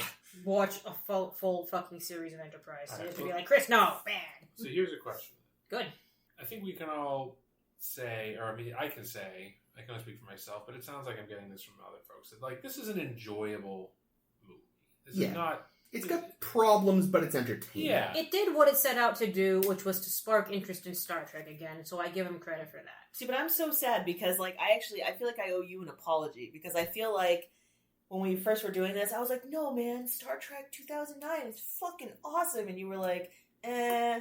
And now having seen all of Star Trek, I'm like even Carl Urban as Bones was too much. Like he was too much and not enough. He at was the same too time. Bones. He was just. It was just, I don't know, man. I was just so bummed. He seemed inept as well. Like, Bones, what are you doing? I don't know. He gave Kirk numb-hung. Oh, wait. Let's shoot that was you up pretty with good. a thing each time you develop a new symptom. McCoy, you're terrible at this. What is even... Okay, so his excuse is, oh, I'll bring you up on the Enterprise because you're my friend for reasons, question marks? No, Yeah. he's under his care. As his physician. Well, he decides, oh, during war, I'll bring you onto the Enterprise, but even though you weren't, established there, because I'm your doctor. There's not hospitals in the academy where you just were?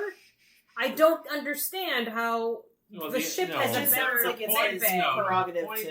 the regulation that he's trying to cite is that because Kirk is a patient under his care, Oh, because Right. he's going there. and because he's going it's not to the Enterprise, access to medbay he wants. yeah, he needs he. It's retaining your same physician. Because Yeah. right, so yeah, I think that's the idea. But it's still Stupid. it's still pretty weak. Yeah, it's weak. Yeah, there's a massive like rush through time between when Kirk decides, all right, I'll enlist in the academy, to suddenly war, and it's like, how much time did pass? 3 years. The funniest thing Is it really? There's a Chiron at one point. Oh, too. So that from just the fucking flies by. from the shuttle launch with him and Bones meeting each other to the Kobayashi Maru is 3 years. Holy Oh, wow. shit, I did not get that. It feels like a fucking week. Yeah. Well, yeah. So in that case, they told and didn't show, and then when the mind meld happened, they were like, "We're going to show and not tell," but it still felt like telling.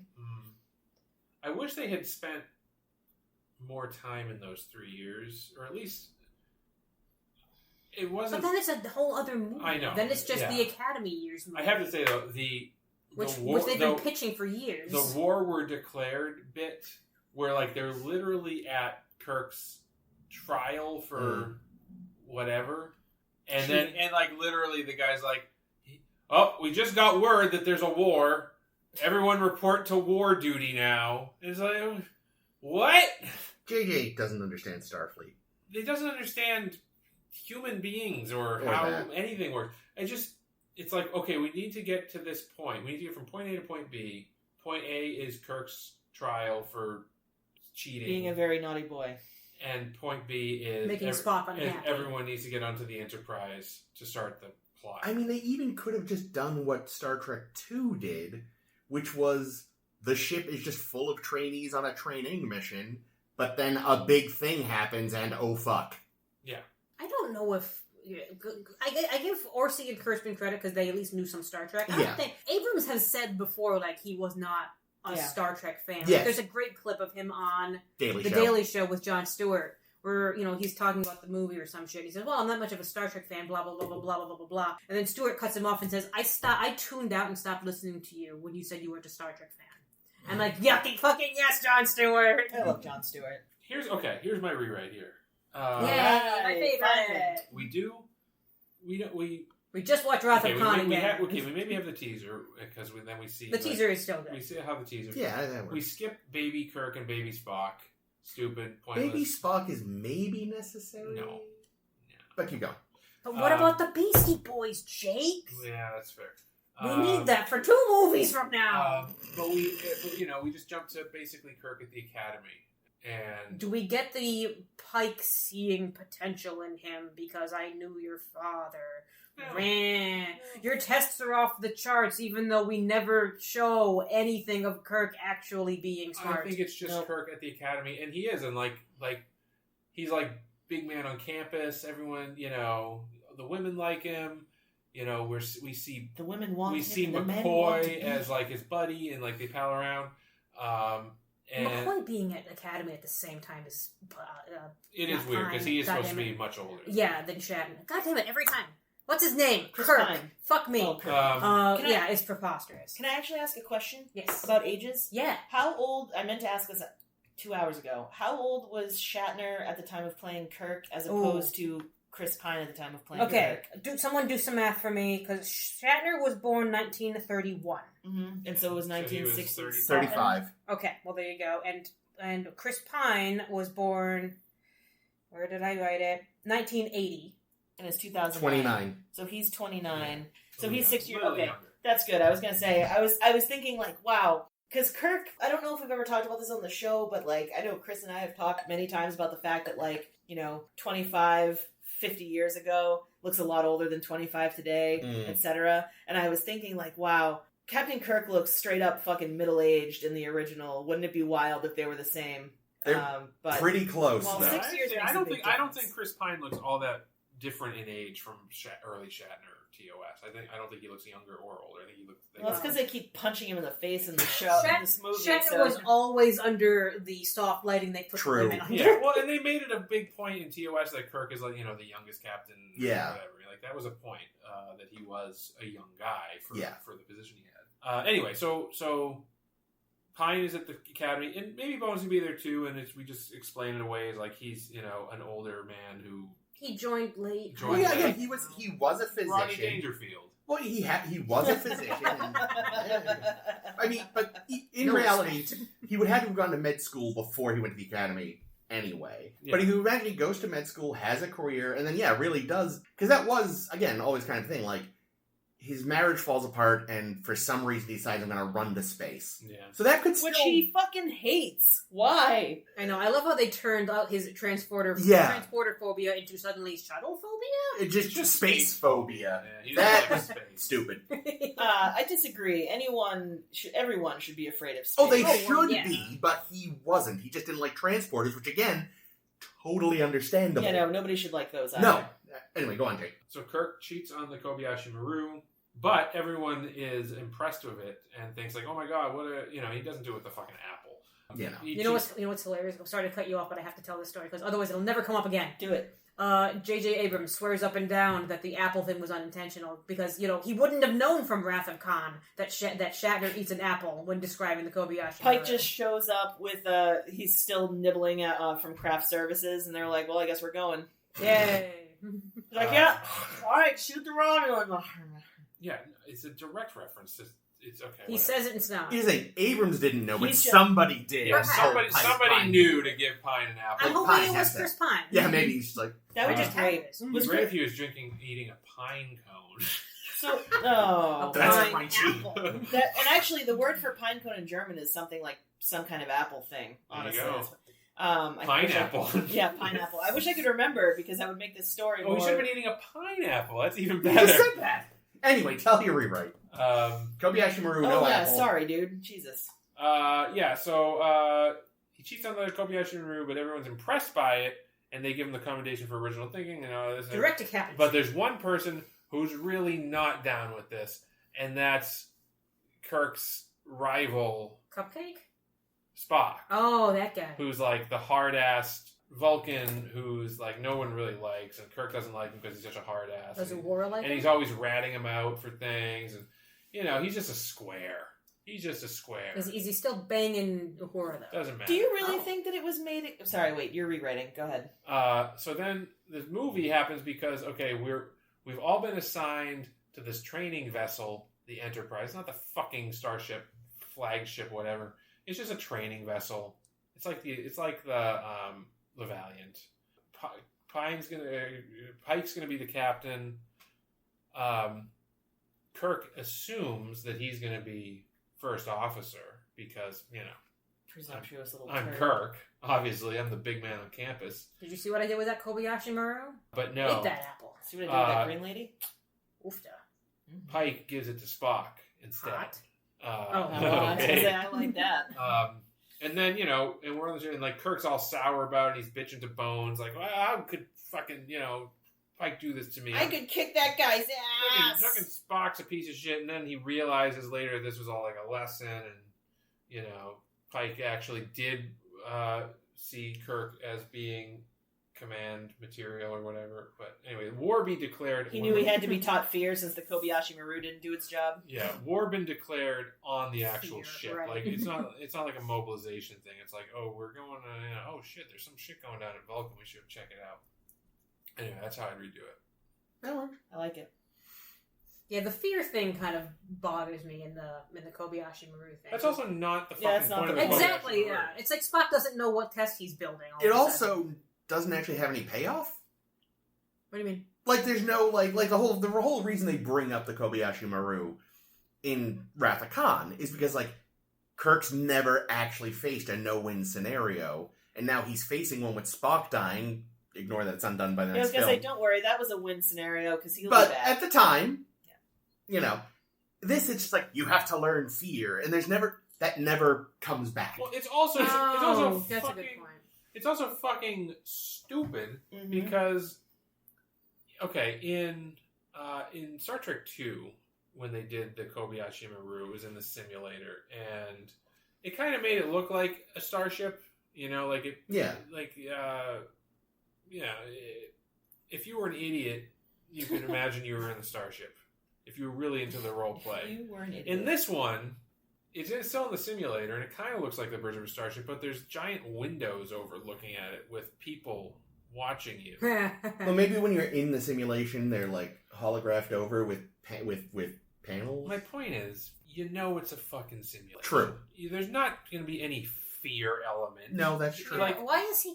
This is the third time he's taken it. If the whole point is they want to see how he responds to a no-win scenario, ignore the fucking fear thing because that's not a thing. that No. is stupid. Because you're not going to be afraid of losing a video game. But if it's how do you deal with a no-win scenario? You don't get to take it again. Yeah. Although I Are think they mixing it up with the psych test from? maybe. Although I think even in Wrath of Khan, didn't he mention he took it a couple times? And He did, which is still bizarre. yeah, it's a weird thing they let you do that. Well, it's probably because he just didn't want to like admit that he couldn't, right? I mean, Yeah. Or you mean them letting him? Yeah. Never Yeah, mind. that seems weird. It's like, no, that's So like, that's no, the point, yeah, Jim. we got what we wanted out of that test. We saw you shit yourself. I did That's like it. in that scene. It was very dumb in very many ways. But the extra who was on weapons, doing a little grin when you got to blow Yeah. up the Klingons. Like, Yeah. I have done this simulation so many times. It's nice to actually blow up the Klingons for once. Yeah, but it is. I mean, that's a very good point, though. That like, whether it's a fear test or no-win scenario, either way you look at it, it doesn't make sense that you'd ever be allowed to retake it. No, and It's that just- is again from the original timeline too. Like, Yeah, so that we can't blame this on. It's just it doesn't make sense. No. It's a stupid test. It's always been a stupid test. It was a metaphor in Star Trek 2. yeah.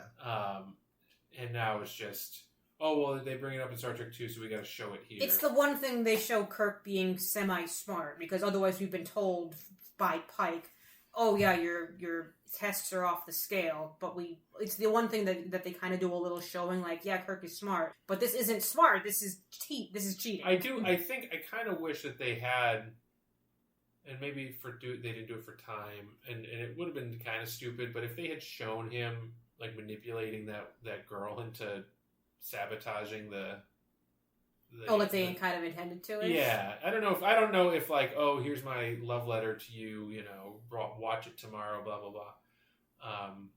But if they had somehow shown that something that he gave her, she plugged into the computer.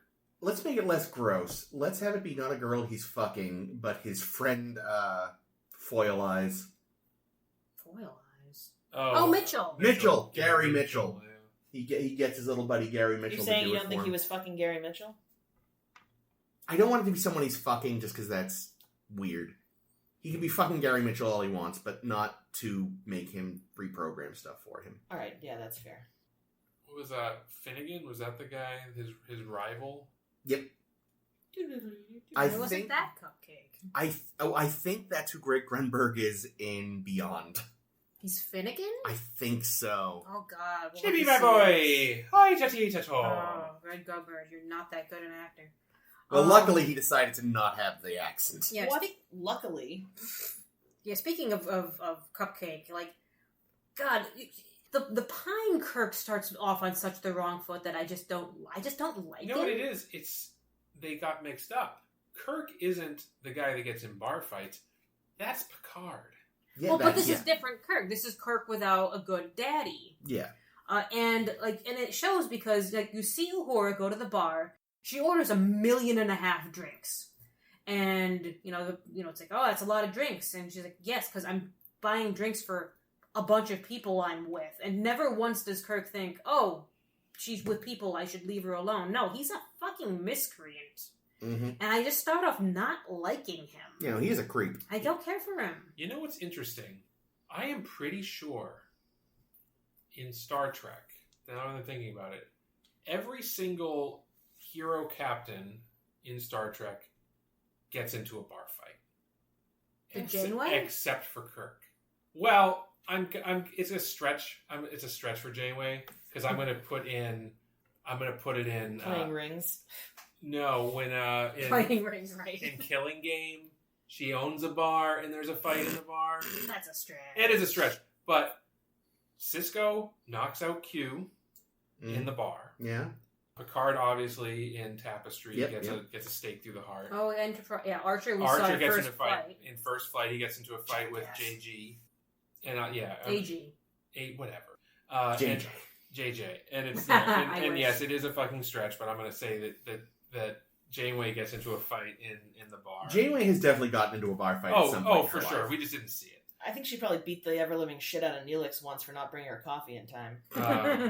But yeah, and then in TOS, we do famously have a bar fight, but Kirk's not there. And Kirk, and then he reprimands everyone for getting into a bar fight. Well, that's the trouble with triples, isn't it? So really, Kirk is the last captain I would expect to see in a bar fight. It's true. And in this film, he's in a major one, and then he's in some other fist fights. Wait. Nope, I'm sorry, Jake. He does get into a bar fight. Star Trek V, he fights that Catwoman in that sleazy bar. Oh, yeah. Oh, no. You're right. Shit. It took a while, and it's in the film most of us would like to forget. You're right. And you're Aside from right. that And campfire if I'm giving Janeway the Killing Game bar, I have to include that. Fuck, I keep remembering the worst shit. Yep. Yeah. Yeah. That's the cat lady. That'll be the Thank next movie. Anyway, point is... Yeah. Anyway, I did like Star watching Trek him get his Captain ass famous, kicked a lot. Oh, Yeah, that's pretty funny. I didn't think of that till you pointed it out, but he barely... Well, the one fight he wins is because he steals a guy's gun while Exactly, he's getting strangled. and now listen, not to bring this back to Batman as we always do, but Son that of a was bitch. kind of what was great about the Batman. Oh. Was in his year one, we get to see him get his dick He's a kicked a lot fucking because he's a idiot. young Batman. Yeah. And this is a young Kirk, so... I mean, to be fair, even in TOS, Kirk oftentimes has to fight a little dirty to win. Sure. That chop. The chop, Never for see it one. coming. Yeah, no one sees that coming. That, I mean, that he shit's does- illegal in MMA Like he fighting, does, he's having a fair fight with Khan, and then he's like, actually, why don't I just beat him over the head with this metal pole Oh, in Space Seed. in Space Seed? To be fair, Khan has 5 times his strength. That's true. 10 times? Nah. 5 times. Whatever. He Kinda imagine. crushed the phaser like it was made out of cake. His Considering, cake or phaser. considering, too, that Vulcans we know are stronger than humans, he stands up to getting wailed on by Spock pretty I'm well. always half human. The Romulans probably also are stronger than humans since they're related to Vulcans, and he survives that pretty well. Oh, you know what we haven't really talked about is what you guys thought of Nero. Oh my Because god. he's not there. He's so off-putting. He's just... Hello, Christopher. The fuck out of here, Nero. This Ahoy, is- hoy! I just Like, thought that... I thought it was so weird. I said earlier that he's a Marvel villain, because he is. He's like most modern Marvel See, villains. I don't watch Marvel movies. What do you mean by that? So that's like so many modern Marvel villains are just kind of there because the film needs a villain, but their motivation is always I must destroy for or reasons, or it's just vague, or it's just like my wife got exploded on Romulus. yeah, or just like I want to take things over, or I want to win this company, or they're non-entities. Honestly. There's exceptions, but most Marvel villains, this has been a criticism of these films for a long time, even when they were doing better critically and financially, is the villains are just non-entities. And that's all he's just there to kind of be an instigating factor, but he himself is nothing. Yeah. IL is more interesting Also- because he's a smirky little fuck. I also think that his motivation is really weak. That's Yeah. what I was just thinking. thin at best. Because it's like it isn't like Romulus was facing this huge problem and the Vulcans were like, well, you guys fucking suck anyway, so eat a dick. Or it's more caused like the problem in the first or place. caused the problem in the first Yeah. place. It's more like the Vulcans were like, holy shit, we need to get the most deadly thing that we have into the fastest ship we have to see if we can fucking we gotta save our cousins. Yeah. And it's like It really seems like Spock went, way above and beyond. Oh my God. Trying to save Romulus. Absolutely. And this is the thanks he's getting. If they had spent maybe a little more time with him, and even just you get that maybe what happened is just seeing his planet destroyed. He lost his mind. And it's just I'm going to blame the first person I see. And if maybe you could occasionally see his crew being Captain's out of his fucking mind. It's you're gonna fucking... He's got that... No, they're also out of their fucking minds. I think, I think it would have been honestly, I'm gonna say something crazy. Sela! I love it already! It's never crazy to say Sela. Sela would have actually made the most sense to be the villain in this movie. Yeah. Because she hasn't... Spock destroyed her career... And no, she destroyed her own career. Then any new fans you're trying to explain this to, you'd have to explain all of Sela, and that's really weird. Which is a dense novel. That's fair. But see, it's interesting too because I was thinking of this. We haven't gotten to it yet, obviously, but some of his anger not at Spock, but at the Federation makes more sense in the retrospect of streaming Trek. Oh, because of Picard and the... It explains kind of you're just kind of what do you mean the Federation just left you there? That doesn't make sense. Why would they? Oh, they did. Awkward. But again, it doesn't know this at the time. No, we didn't know this at the time, so it was just bad writing. And again, his main anger at Spock definitely still because you could even maybe I don't know. You know what else was distracting is anytime they're on the Narada doing shit. The costumes they put the Romulans in were just winter coats. Mm-hmm. And it's is it cold? It's very cold. It's very cold. Look at how big names. That ship is. Yeah. You get the heat blasting, it's still not gonna reach everywhere. It's a big... That's the problem with open floor plan houses. They're more expensive to heat and cool. To be fair, though, they did not have... They could have used some better shoulder padding. Much. I will give them this one thing. One thing that... I may have said this before. I am usually the last person to complain about an alien redesign. But the weird Romulan V foreheads TNG introduced didn't make sense. No. Because the whole point was they look exactly like Vulcans. Right. And 1,800 years or so, as we found from Enterprise, of separation... isn't enough time for that much evolution to happen. And least of all, not even 100-ish years, since in TOS they were smooth. So I did like having smooth forehead Romulans back, even if everything else about them is bonkers. It's because otherwise, the fans wouldn't have gotten it anyway. So, literally, JJ is trying to appeal to morons in a movie theater. Yeah. There isn't any, big sci-fi concepts. They have to explain the time travel as it is to make sure morons will understand. They don't have to... They would certainly not be okay, the Romulans and the Vulcans... They're the same, but they didn't know that until this time, and oh god, we can't explain all of this in a line. So they're just cousins. Yeah, which basically they are. But again, I appreciate that they got rid of the stupid V that never made sense. But it is the one alien redesign I will bitch about because it actually actively contradicts the whole point of the design. And they do add something here. They add the face tattoos, which ultimately felt a little Chakotay to me. But I assume that was meant to be it's just something the miners do. Yeah, I wondered also if it was just... Or it's just... it's a prison planet, of course. I mean, they... Well, no, they had them before they went to... those miners. I thought you meant Aurora Pente. Oh, yeah, no. And also, we never actually see Aurora Pente. And actually, for all we know, I know, it's not even a thing Romulan miners do in general. This crew just one night got really shit-faced. We're let's get tattoos! Let's shave our heads and get tattoos. But it was probably actually meth. That feels like a methy thing to do. They were snorting red matter. Romulans, no! Oh my god. I have another great note. Pike's having another bad day. Pike is only allowed bad days in every universe. The poor man. Really? And he doesn't even get to have fun hair in this universe. No. I like Bruce Greenwood. I know he's fucking excellent in, what is it called, Jake? That series we watched? The Fall of the House of Usher. The Fall of the House of Usher. Yeah, no, he's excellent. He's Watch that. He's so good in that. And I mean, and it's funny now, because again, we're watching this as a retrospect of the fact that Captain Pike is suddenly a thing again. Whereas that's true. Up at this time... They would time, never have known that here. Yeah, no. At this time, there was literally the cage and the menagerie. Yep. That was the entirety of Pike. And that reference in Mirror Mirror. Yeah, and now Pike is, the major part of streaming Trek. it's so weird, like, that there's 3 Pikes. Well, there were always 3 Pikes, actually, because there was the wheelchair one was a different actor. Oh, yeah. But still, like, Pike is so much more fleshed out now than he was in 2009, which is kind of weird. Like, he was kind of a throwaway character in this, because you had to, because Pike existed, but they didn't care. Now it's just like, oh, Pike is Pike. And also there's yet another Jim, and Spock. And Uhura. Did you really think it was implicit that Uhura was only sleeping with Spock to get on Enterprise? Because I thought she was just pulling her girlfriend card, not being like...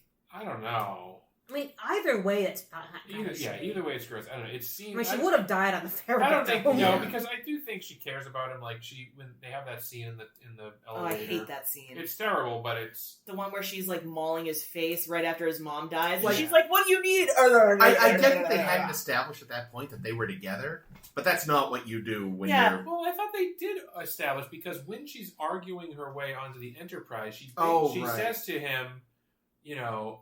Did you not say my pussy was, quote, the best in the galaxy? I'm pretty sure the quote is, I demonstrated oral proficiency. That's what I said. Yeah, there was implicit. They were maybe an item, but again, but then he says, Spock, what he says favoritism, is I didn't want to show favoritism. Yeah, but they don't make it implicit here. And that could still just be like a star pupil thing, not like I'm sucking my dick thing. And again, JJ doesn't get subtlety, so he assumes the audience doesn't. Maybe. Now, is she saying oral O-R-A-L or oral A-U-R-A-L? I assumed A-U-R-A-L because she's I hate how similar those two words are because they mean such different things. She definitely meant oral. That is a massive problem. One of the many problems... Well, maybe it's not what she meant, but it is what he meant. It's one of the many problems of the English language. Oral and aural being like...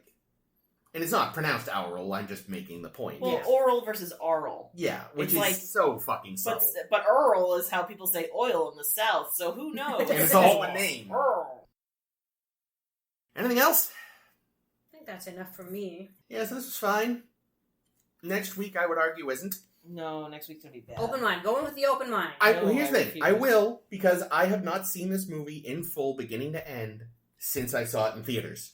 I have rewatched the opening sequence a few times on streaming, because I enjoy it. I think it's very pretty. So, maybe I'll be surprised. There will be elements that are good. Next week, if you haven't guessed, we are continuing our trek through the Kelvinverse. Our trek through the Kelvinverse. See what you did there. With Star Trek into into darkness. We're probably lucky that, like, some kind of weird implosion didn't happen with, like, the two most, like, pointy actors in all of, like, the world together. Quinto and Benedict Cumberbatch. That's like a... If they had babies, they would just give people paper cuts. I mean, he's got pointy ears, but quite a round face. I met him once. He felt angular. Fair. He also had very nice dogs. He did, yes. You said that. Cumberbatch? No, Zachary Quinto. Anyway. I saw him in Glass Menagerie.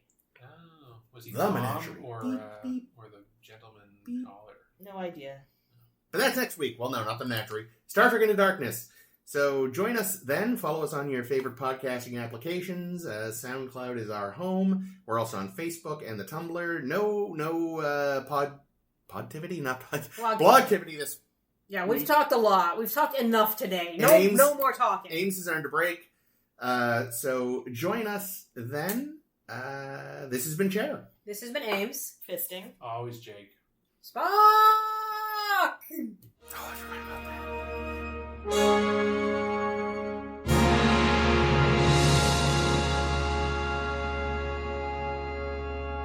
You can't come with me. Why not? He could have. I know. I don't understand why they didn't take him. It's stupid. Yeah. Especially because they get him afterwards. Like, should just take him with you. Somebody needed to keep old Spock company. Spock's into some stuff. Yeah. Mm-hmm. Well, Spock already knows the little monster man. I was about to say that him and Spock definitely like had some space drugs after that. There was like, oh, finally, those two buzzkills are gone. You want to get high, short man? Well, the little short guy speaks English, but yes, only in once. Kind of give you the impression. They kind of give you the impression that he's like nonverbal, but he does speak. He's just fucking with Scotty. When does he speak? He says something at one point. He says me. Yeah. I don't remember this. So anyone is hardworking and poorly fed and all of Starfleet. And he goes, me. Yeah. Is it in this movie? Yeah. Yeah. Oh, if you just eat a bean. I don't remember any of this now. Jesus. Well, we just watched it. I know. What are you, me? It's escaping quickly. It's a memorable film. Let's do the podcast now. All right, here we go.